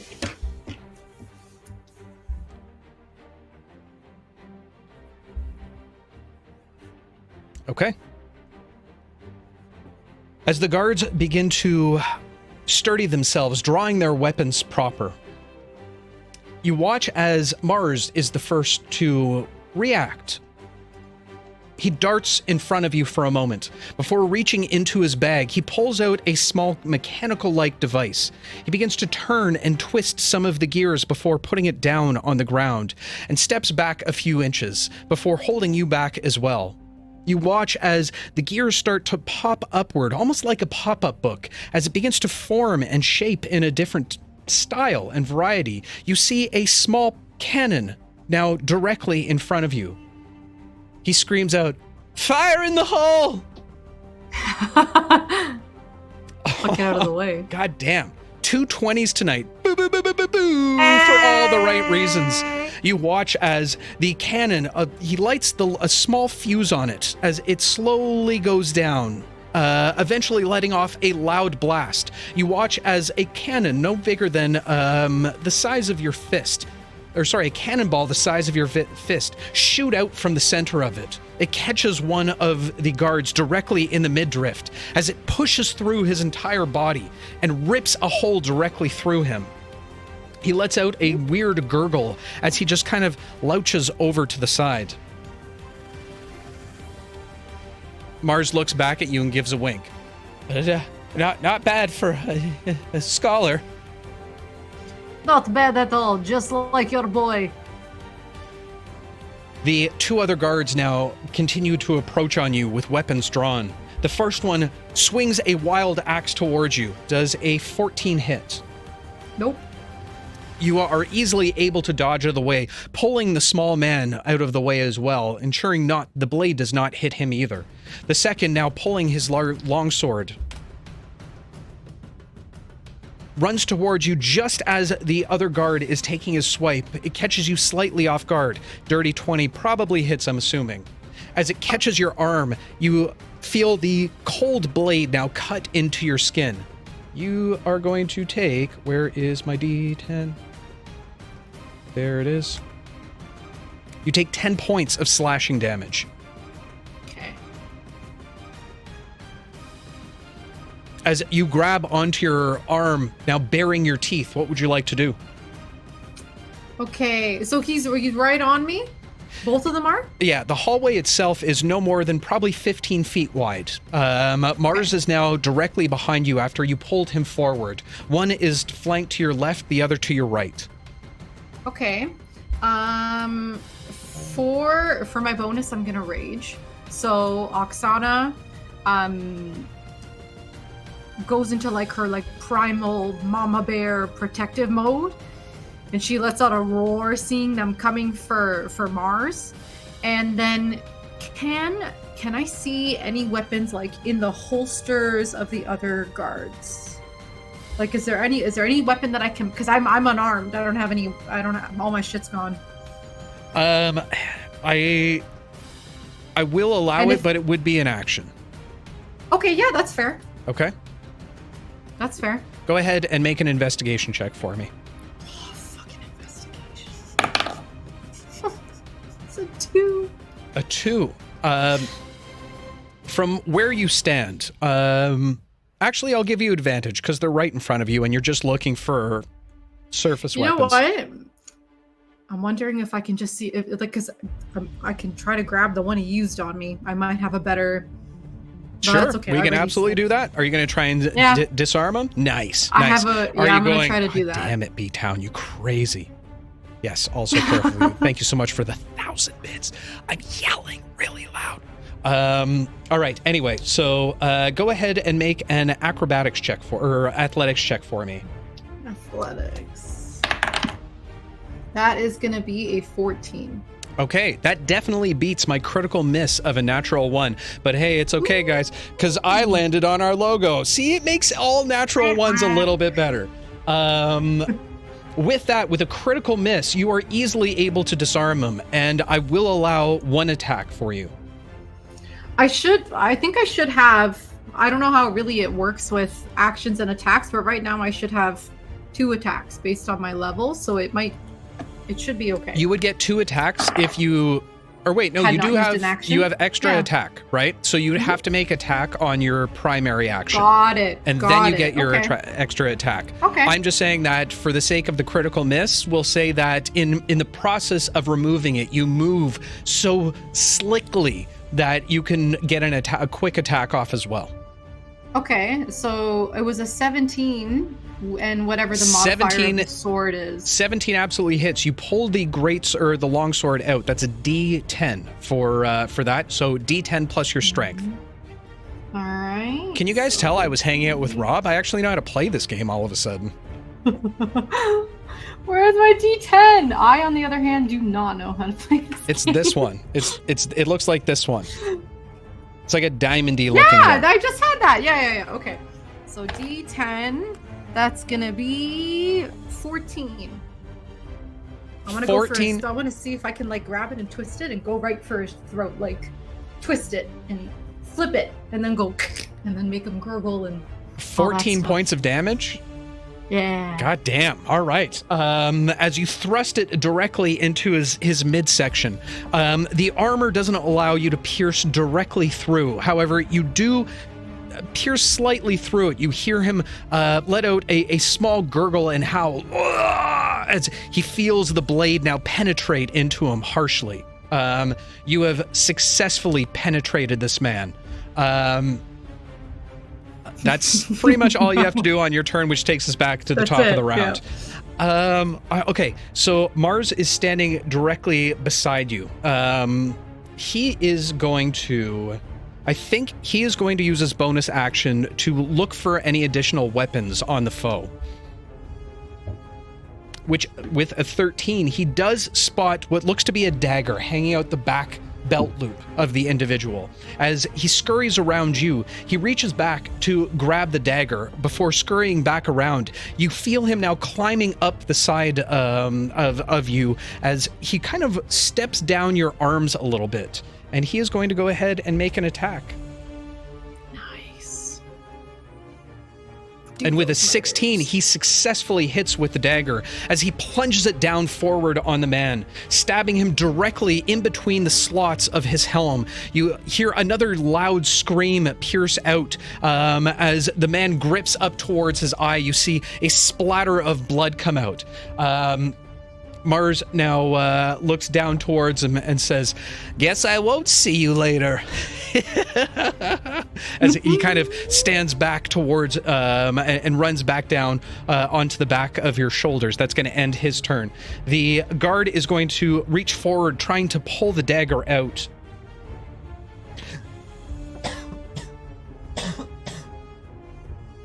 As he does, you hear him scream loudly as he pulls it forward. As he does, you see what's left of an eyeball directly on the end of the dagger as he thrusts it towards you, Oksana. Disadvantage. He's only got one eye. Wow, did you hang out with Rob too? As he thrusts forward, you're easily able to dodge out of the way, feeling now the adrenaline of combat coursing through your veins. The individual to your side now is going to look around and make an attack against you as well. Not with that. As you continue to stab forward with the blade, you see the individual coming towards you. Now, letting loose with his weapon, you reach up, grabbing onto his wrist, stopping him as it comes closer and closer towards you, but you're able to push it off as you parlay him backwards. All right, you're up, Oksana. What would you like to do?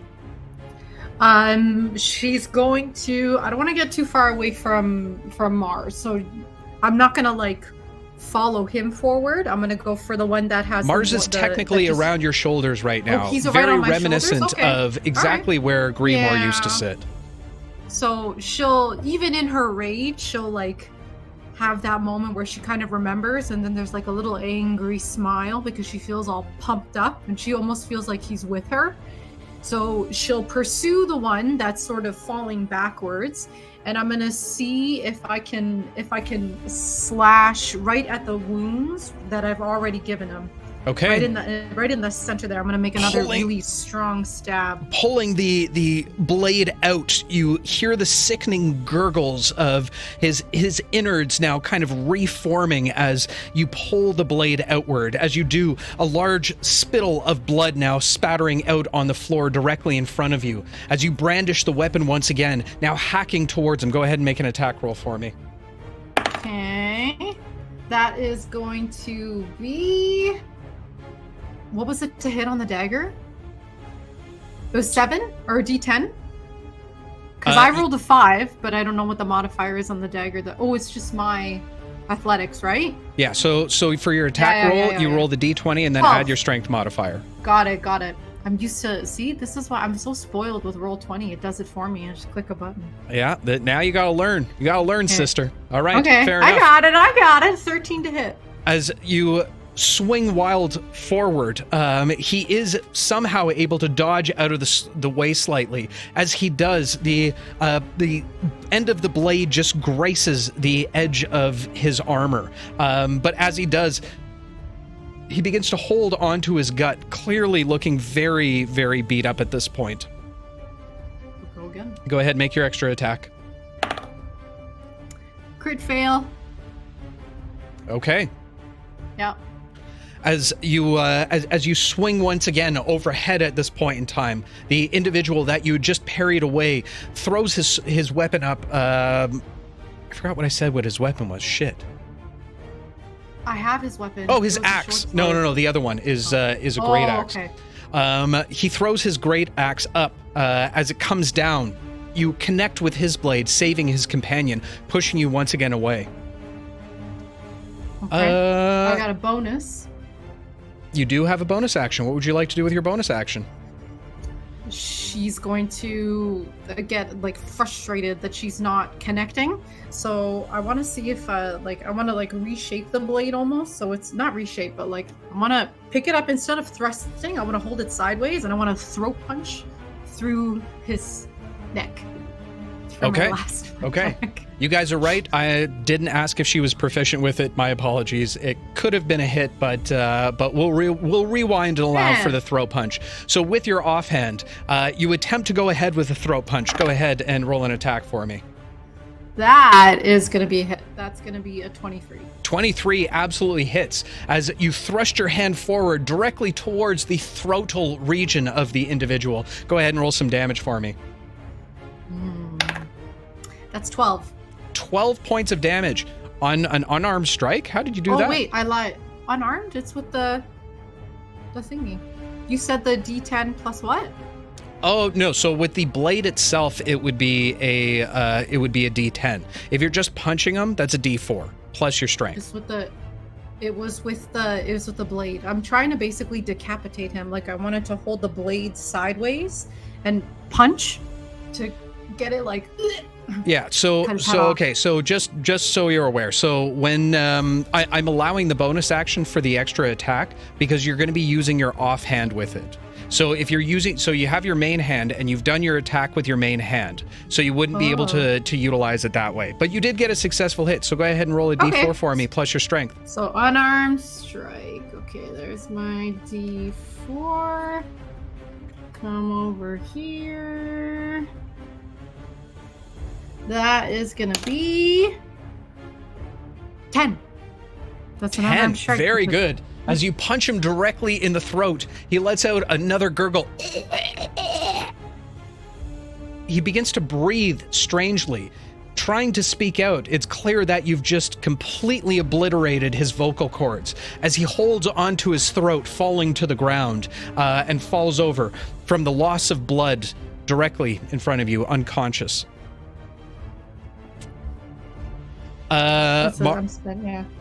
Mars looks towards you. Well, one left. Stand back, Oxy. As he jumps down from beside you, he twists and motions his cannon once again over towards the individual that is left. As he lets loose the cannon, it seems to get jammed for a moment with a critical failure. As the small wick burns down, it just kind of stops for a moment.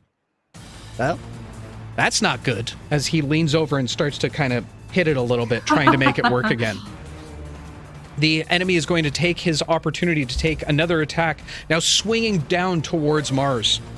As he does, he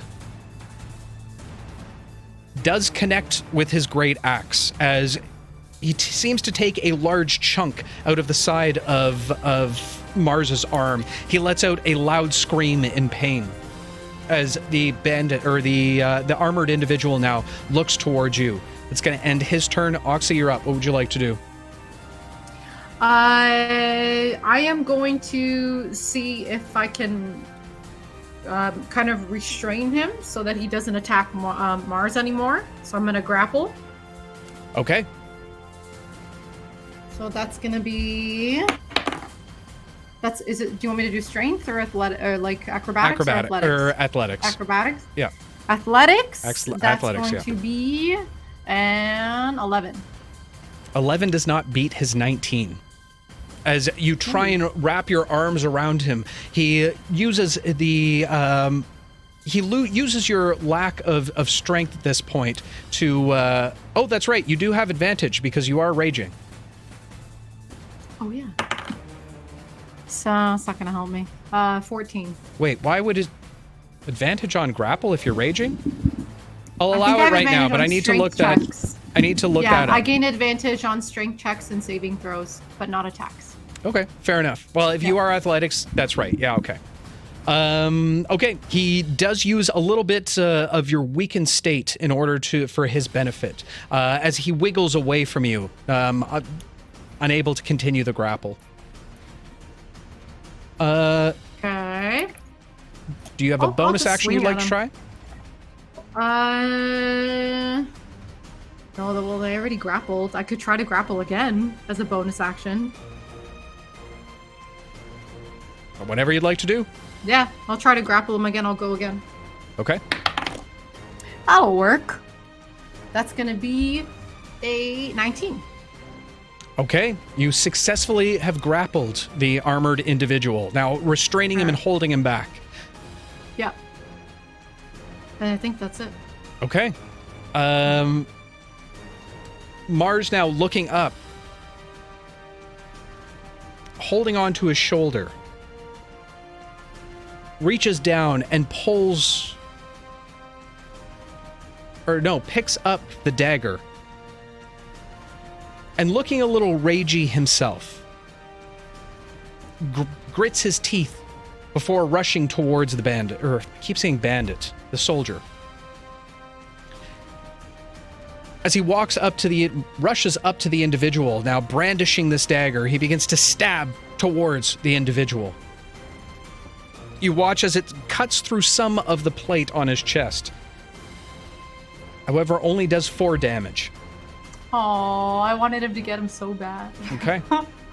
The armored guard now twisting around in your arms is going to try and escape your grapple. I need you to make another athletics check for me. Okay. Yeah, athletics check.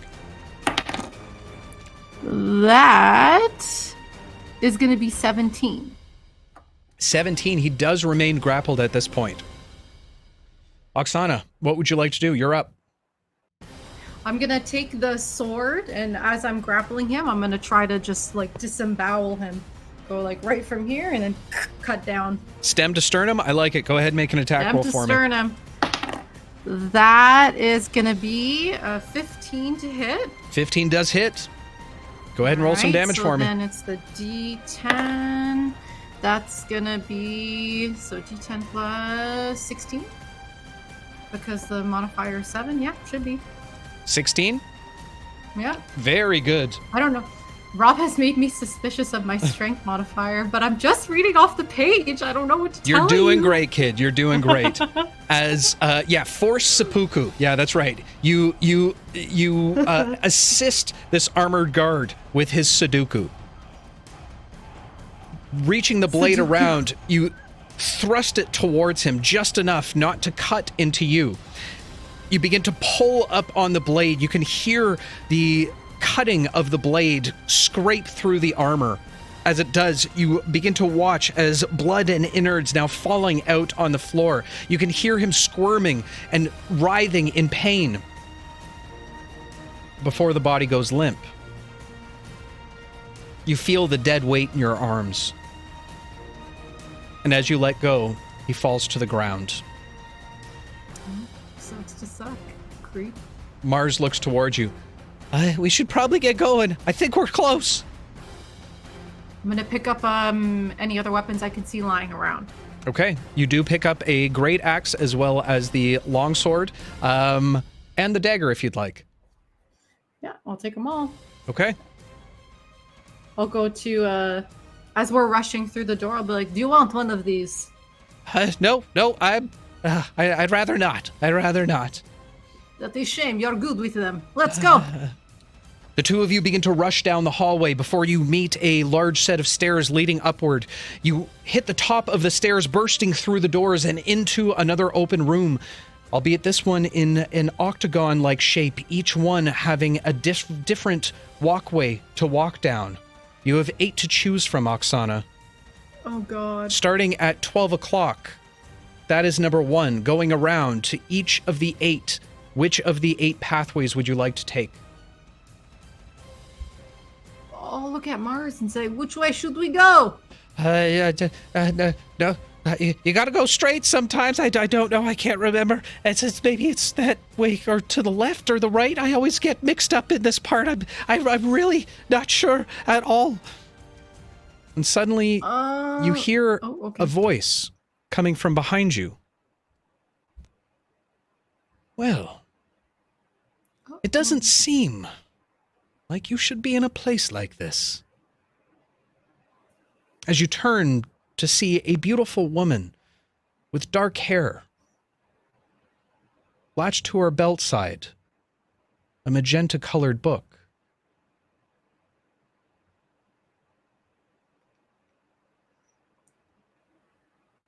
Who are you? Are you good or bad? I don't have time for this. Depending on which of my companions you're talking to, I could be both good and bad. My name is Vespera. And the two of you don't seem like you belong here.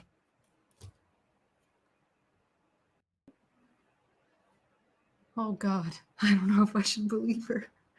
You can make an insight check. That won't help anybody. I'm so stupid, but I'll try anyway. Remember, Greenwald trusted 16! everybody. 16. Okay. With a 16, it's a bit of an odd circumstance for you. You don't feel threatened by this individual at all. They don't brandish any weapon, and they're not looking at you or speaking to you in any kind of threatening manner. More inquisitive than anything else. Well, to tell you truth, I am not supposed to be here. I'm trying to leave this place. I am in short supply of friends right now, so I could use your help. We could use your help.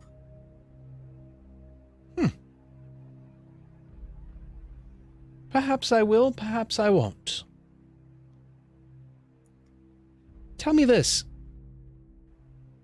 You're looking to leave, but where will you go? I have friends I must get back to.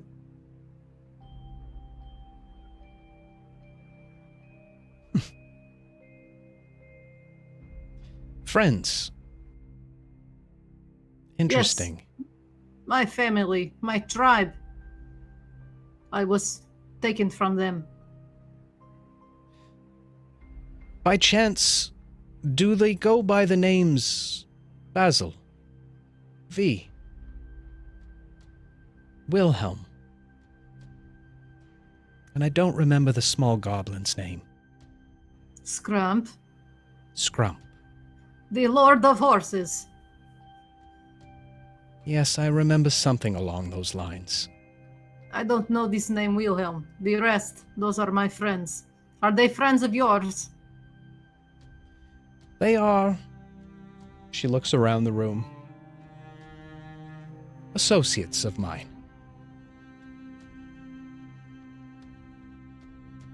Will you take me to them?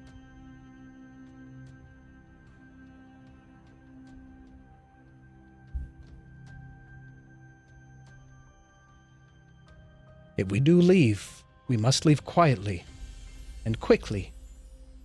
Do you understand? Follow my every word. Yes.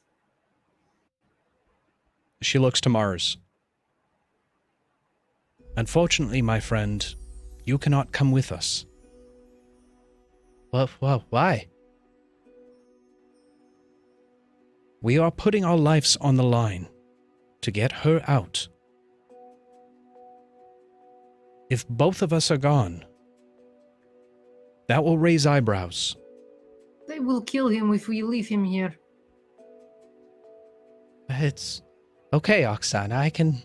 It, I can find a way. It's more important for you to go. You are the key to all of this. I know it. I can feel it.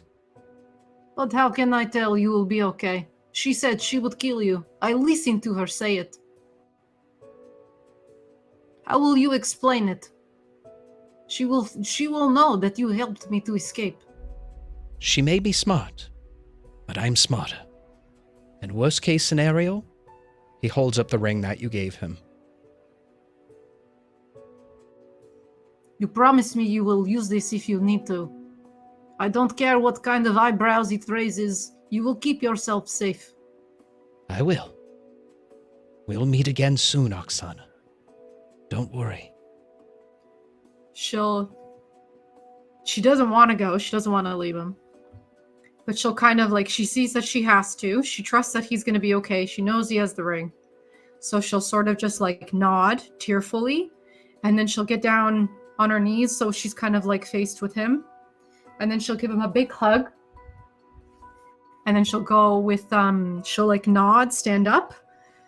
And say, okay, as you say. Quietly, quickly. Mars, my friend, I will see you soon. Very soon. I am sorry. No I am need. sorry for your loss.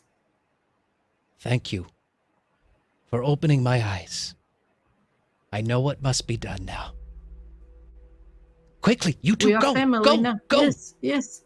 Okay, she'll He go. rushes you two off as he turns around and begins to walk back down the hallway. Vespera quickly moves you along.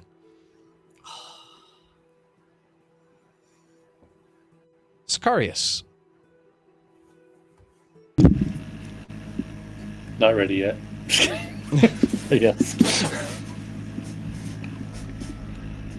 First, do you mind turning down your fan a little bit for a moment?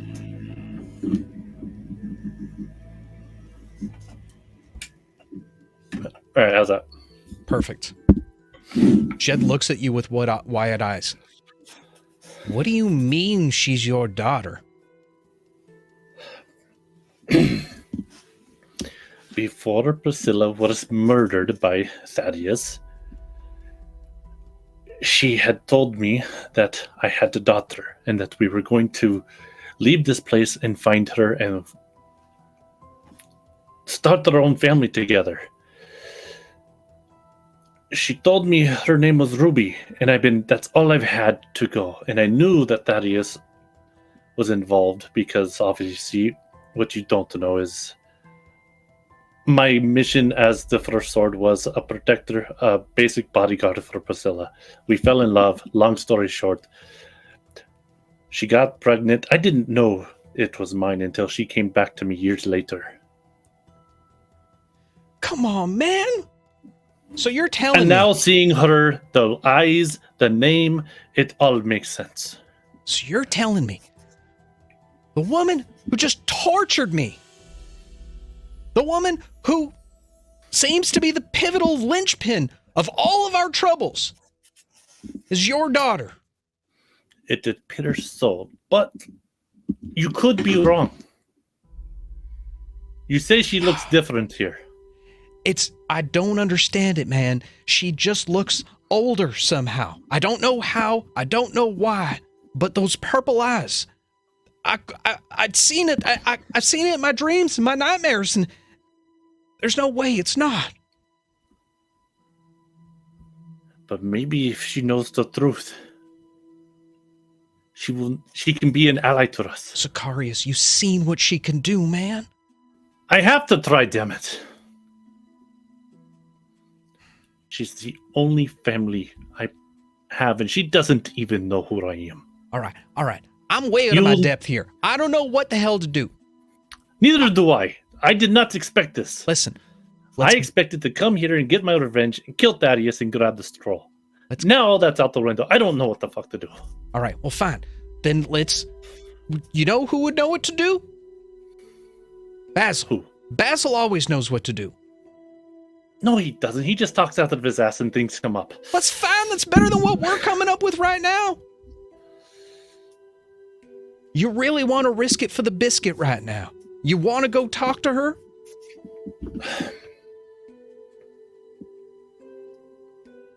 I'm so close. This has just been a dream so far. I have no actual proof. Now she's right here. What do you expect me to do? I don't know, man. I don't. Tristan, do you have anything to say about this? Man, just, this is weird. Okay, Tristan's useless. Yes. All right, listen, man, if you gotta go do this, then you gotta go do this. I can't go with you. So if you go and do this, I have to do what I was told to do. If you want to go do this, Tristan and I will go get the scroll. And you do what you gotta do, man.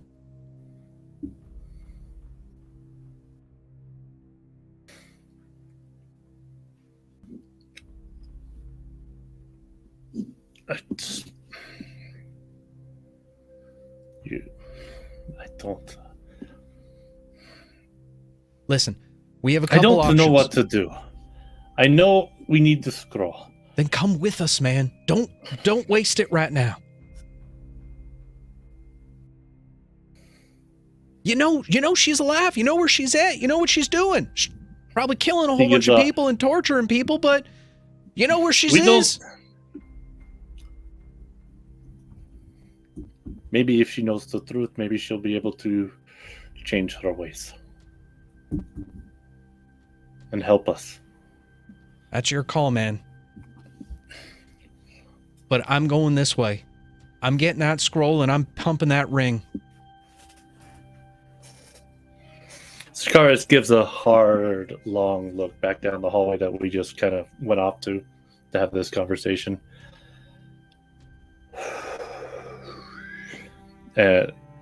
He's processing in his mind everything that's potentially all the conversation he had with Priscilla, the idea that he had a daughter out there that he never knew, and the fact that he truly believes that this person that just was presented is her.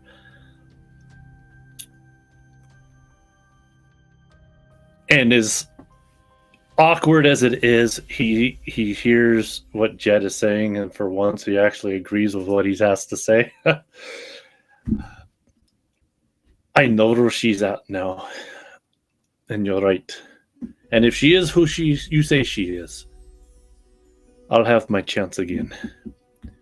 Thaddeus can wait. I will not get my revenge on him tonight. We have something else to do.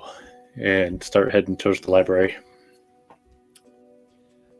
Listen, for what it's worth, man, I think you're doing the right thing.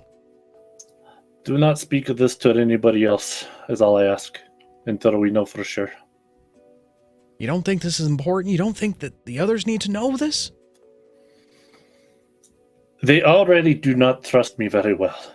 And if they think that the person that were just imprisoned us is my daughter, do you not think that they would question my motives even more than they do now? Listen, if you didn't know, how could you have known? How could any of us known? They'll understand. You have to trust people at some point, Sicarious. You can't just keep going through life as a lone wolf. I tried it, man. It don't work. It works for a while until you need people. That's who you can rely on. I know she's family, man. I know you want her back. But you gotta watch and pay attention and listen to the family that's in front of you right now. Yeah, well, unfortunately, the family that they're talking about, as much as I do not want to put them in any harm's way, at this precise moment, I do feel like even though I'm surrounded by people, I'm still alone. But you're not, man. That's all in your mind. That's all in your mind. You think they would have fought beside you the entire time? We all make mistakes. Shit happens, man. But something like this is big. You can't keep it from them. If you really want people not to trust you, this is how you do it, by not telling them. If you're willing to risk going and talk to her right now in a room full of people that would probably stab you 80 times over, I know. then take this risk. I'll stand by you, man. I'll stand by you. Either way, I get it. But that's your choice to make. I promise I won't say anything. But if you don't, you could cost someone else their life. Remember that. Let's go. He just nods in agreement, but and then walks down to the library. Okay. As you make your way down to the library proper, there doesn't seem to be any doorways in front, just a large archway to display the interior. As you look inside, you see what seems to be kind of a rectangular room with two wings that spread off to either side, the wings filled and lined with books. Directly in the center, a large oval, a bit dropped down, sunken in floor from the rest of the major room, or the main room. You can see a number of stairs leading down towards it. Directly on the center of what looks to be a large display, you see sitting proper, a very interesting open scroll. Looking around the rest of the room, there doesn't seem to be anyone else in here. In fact, most of the braziers and lights have been snuffed. The only other items you can see inside are a few coats of armor.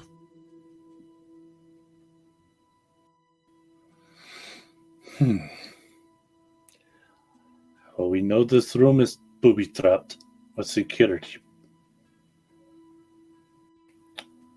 Trying to look around to see if there's any trigger points from where we're at between me and the scroll. Make an investigation check for me.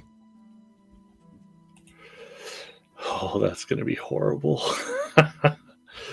-1. All right, here we go. 4. 4. Everything looks great. No problem whatsoever.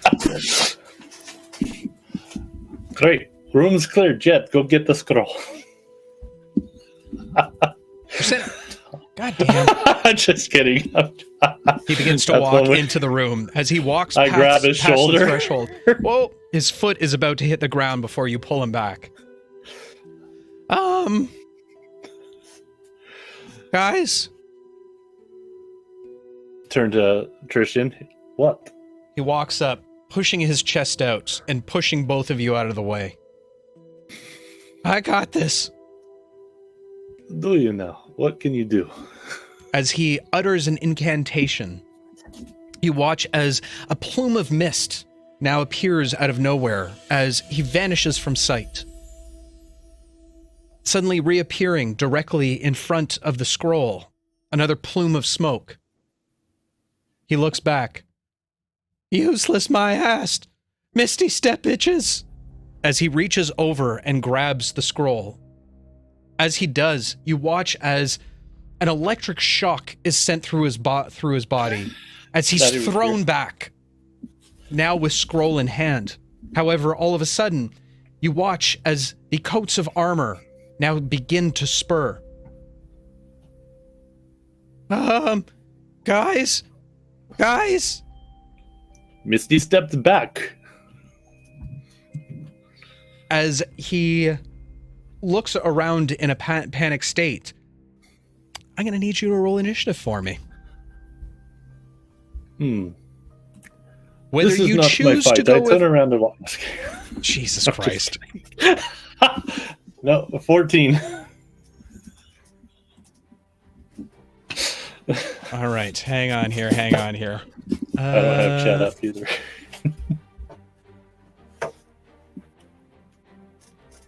Counters, because I screwed it all up. Lucrum. That's the one I need.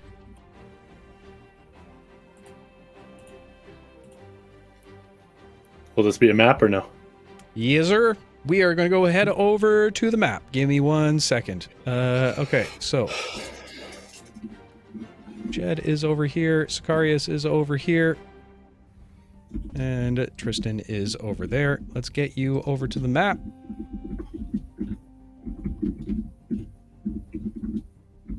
And up you. Oh my gosh, we have a net map. And it's just me and Rob now all of a sudden. Okay.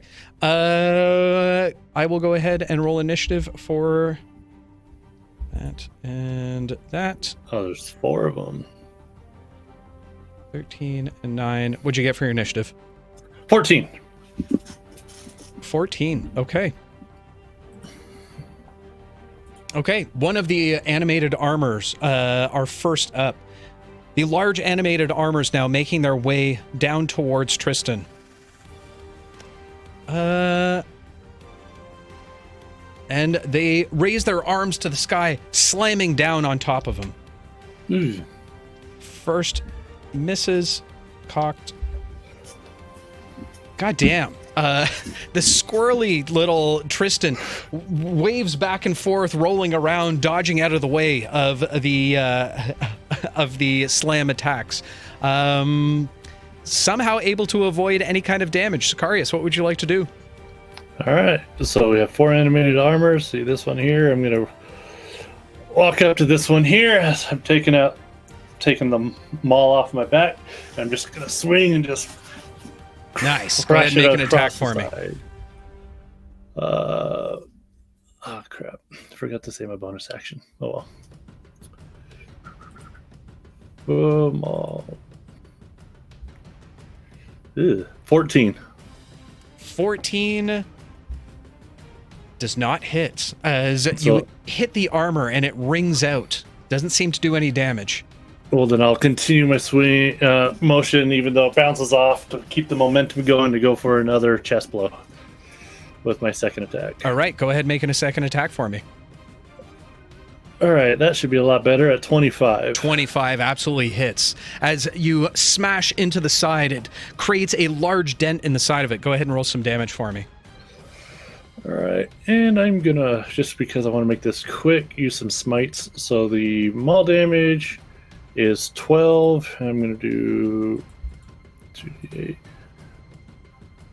and another 12 for radiant damage. Who smiteth over and over and over again. You watch as bits of the armor start to fall off. The arm piece falls off. One of the plates on the legs come off as well. You've now left a giant dent in the side of the animated armor. Is there anything else you'd like to do on your turn? Bonus action, because I didn't call it. I will use my bonus action to cast first level. Where is it? Hunter's Mark on the armor. All right, very good. Okay, the armor that's directly in front of you? Yeah, as a bonus action, I can always move it if the armor crashes. Okay, fair enough. Jedd calls out to you, Sicarious, is it stabbing time now?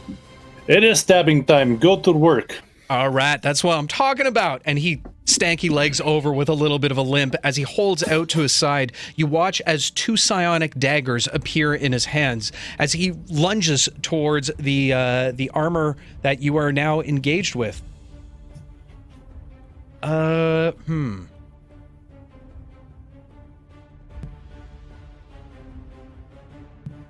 Ooh, this is a problem.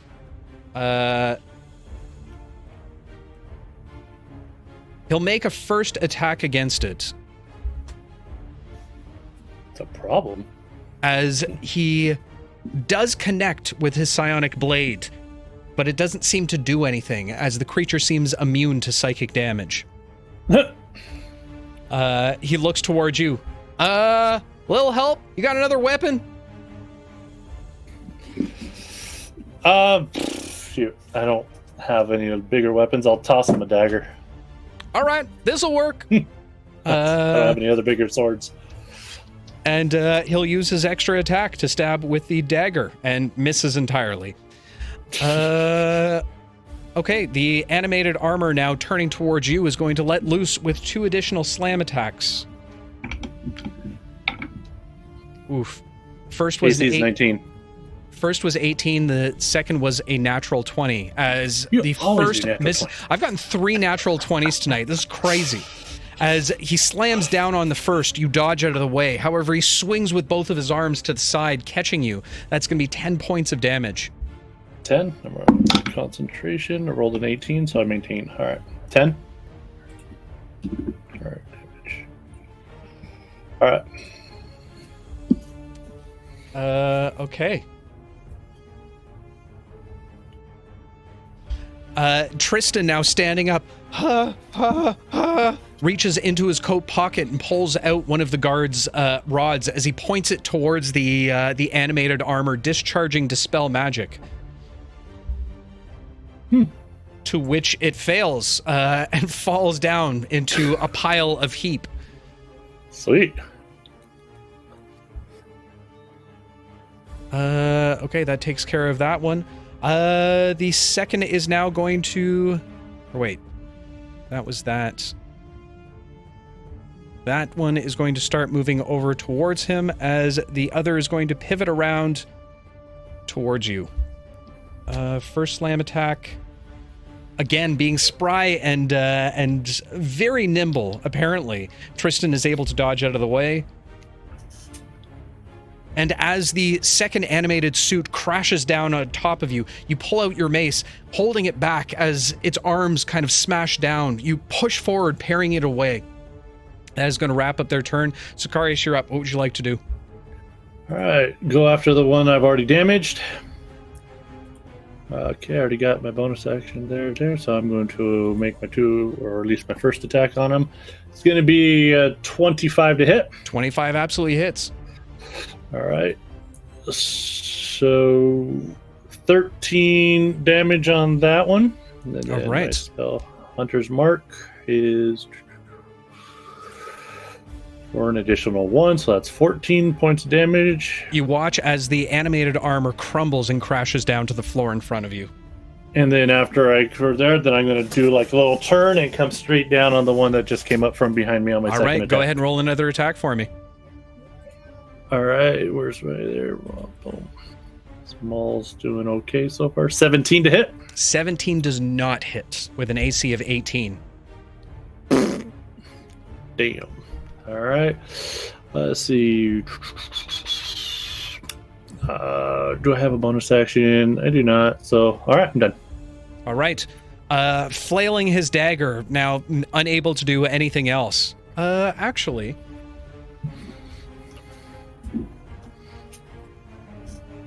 No, better not. Like a wild man, Jedd rushes the animated armor. Ha! And begins stabbing. Which is going to hit. Nice. He's able to knock off 1 plate with 4 points of damage. All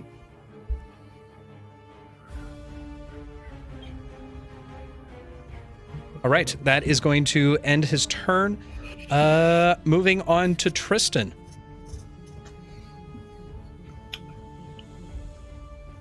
Does the one have more charges?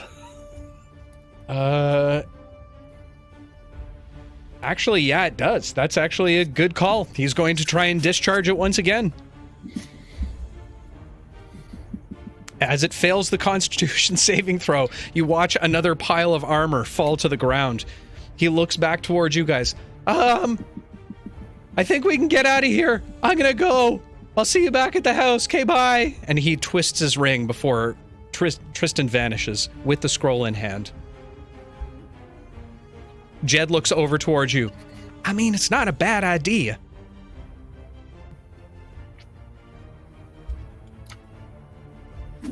That takes us to the top of the round, which, Sicarious, you're up. What would you like to do?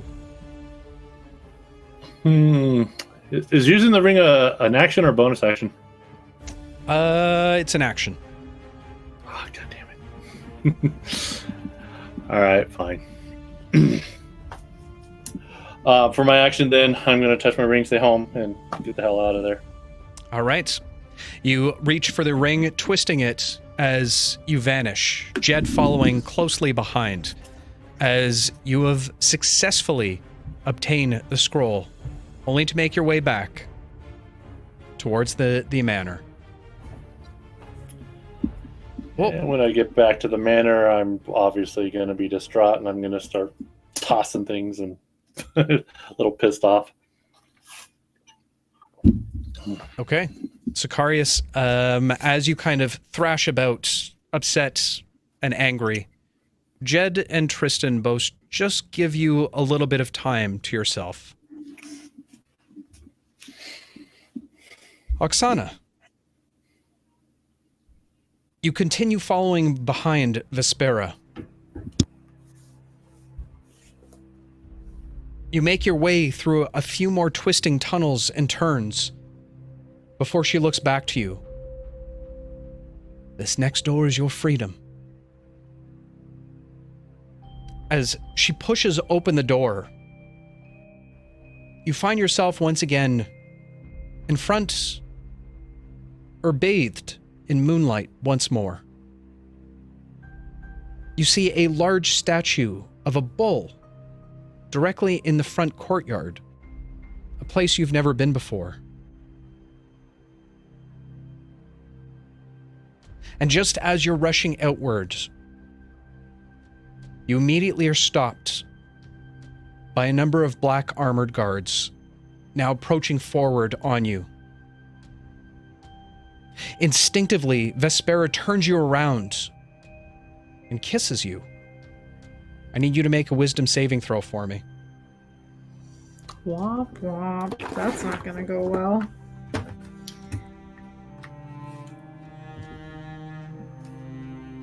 I believe, just refreshing my memory on my modifier. Oh, no, it's a 12. I feel like that's decent for A 12. Oksana. As she pulls away, you feel your faculties and agency leave you. You remain motionless, unable to move. Vespera steps forward in front of you as the guards rush towards you. It's all right, gentlemen. No need for violence. I've already obtained the captive. We'll get her back where she needs to be. As the guards move forward, Vespera looks towards you. Walk back downstairs with the guards. This bitch. As your body turns and begins to walk along with the guards. However, you do hear a voice in your mind. It seems to be her. I know where you are. We'll be back for you tomorrow. You have my word. But that, my friends, is going to be a story for another evening.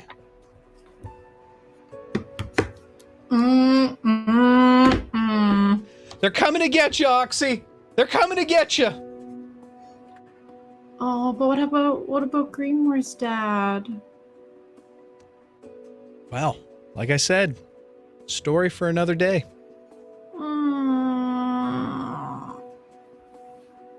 I'm scared. I don't feel better. What? So that means we're gonna have 2 rabbit feet. Oh, god damn it. I think I have to kill your kid, Rob. Jeez. So, Yeah, but you don't know. God damn it. yeah, Rob, you're not winning any points right now, bud. But it's fine. It's fine. You can Yeah. make up for it. There's always the redemption arc. It always works out better that way. Guys, thank you so much for joining us for the evening. I know it was a little bit of an odd session with just a few players. Hopefully you enjoyed yourself. It was kind of a one-on-one session for both of them at the same time. Lots of twists, lots of turns, lots of reveals. It was a fun time. I had a blast. The players had a blast. We all had a blast. It was a great time. But more importantly, we're all back together next week. We're all here next week other than Tristan. Twist. Tristan will be back in 2 weeks, but everybody but Tristan will be back, and god damn it, we're going to get Oksy next week. That's it. Finalized. Stamps it, no erases, that's what we're going to do. The cast has been set, the die has been rolled. We save Oksana next week, or we die trying. Oh, God. But with that said, again, thank you all for joining us. It has been a blast. And before I leave you... Didn't expect what you did, dude. What's that? I wasn't expecting that. Totally disrailed my plan. Gotta make it interesting, my friend. Gotta make it interesting. But to all the adventurers out there, whether finding yourself trapped behind enemies' lines, finding the news that your very own daughter could be your mortal enemy, or you're trying to suck the juice out of a melon, I beg you all, one word of caution. Be careful out there. You can trip. We'll see you next week, guys. Love you all. Bye. Bye. Take care.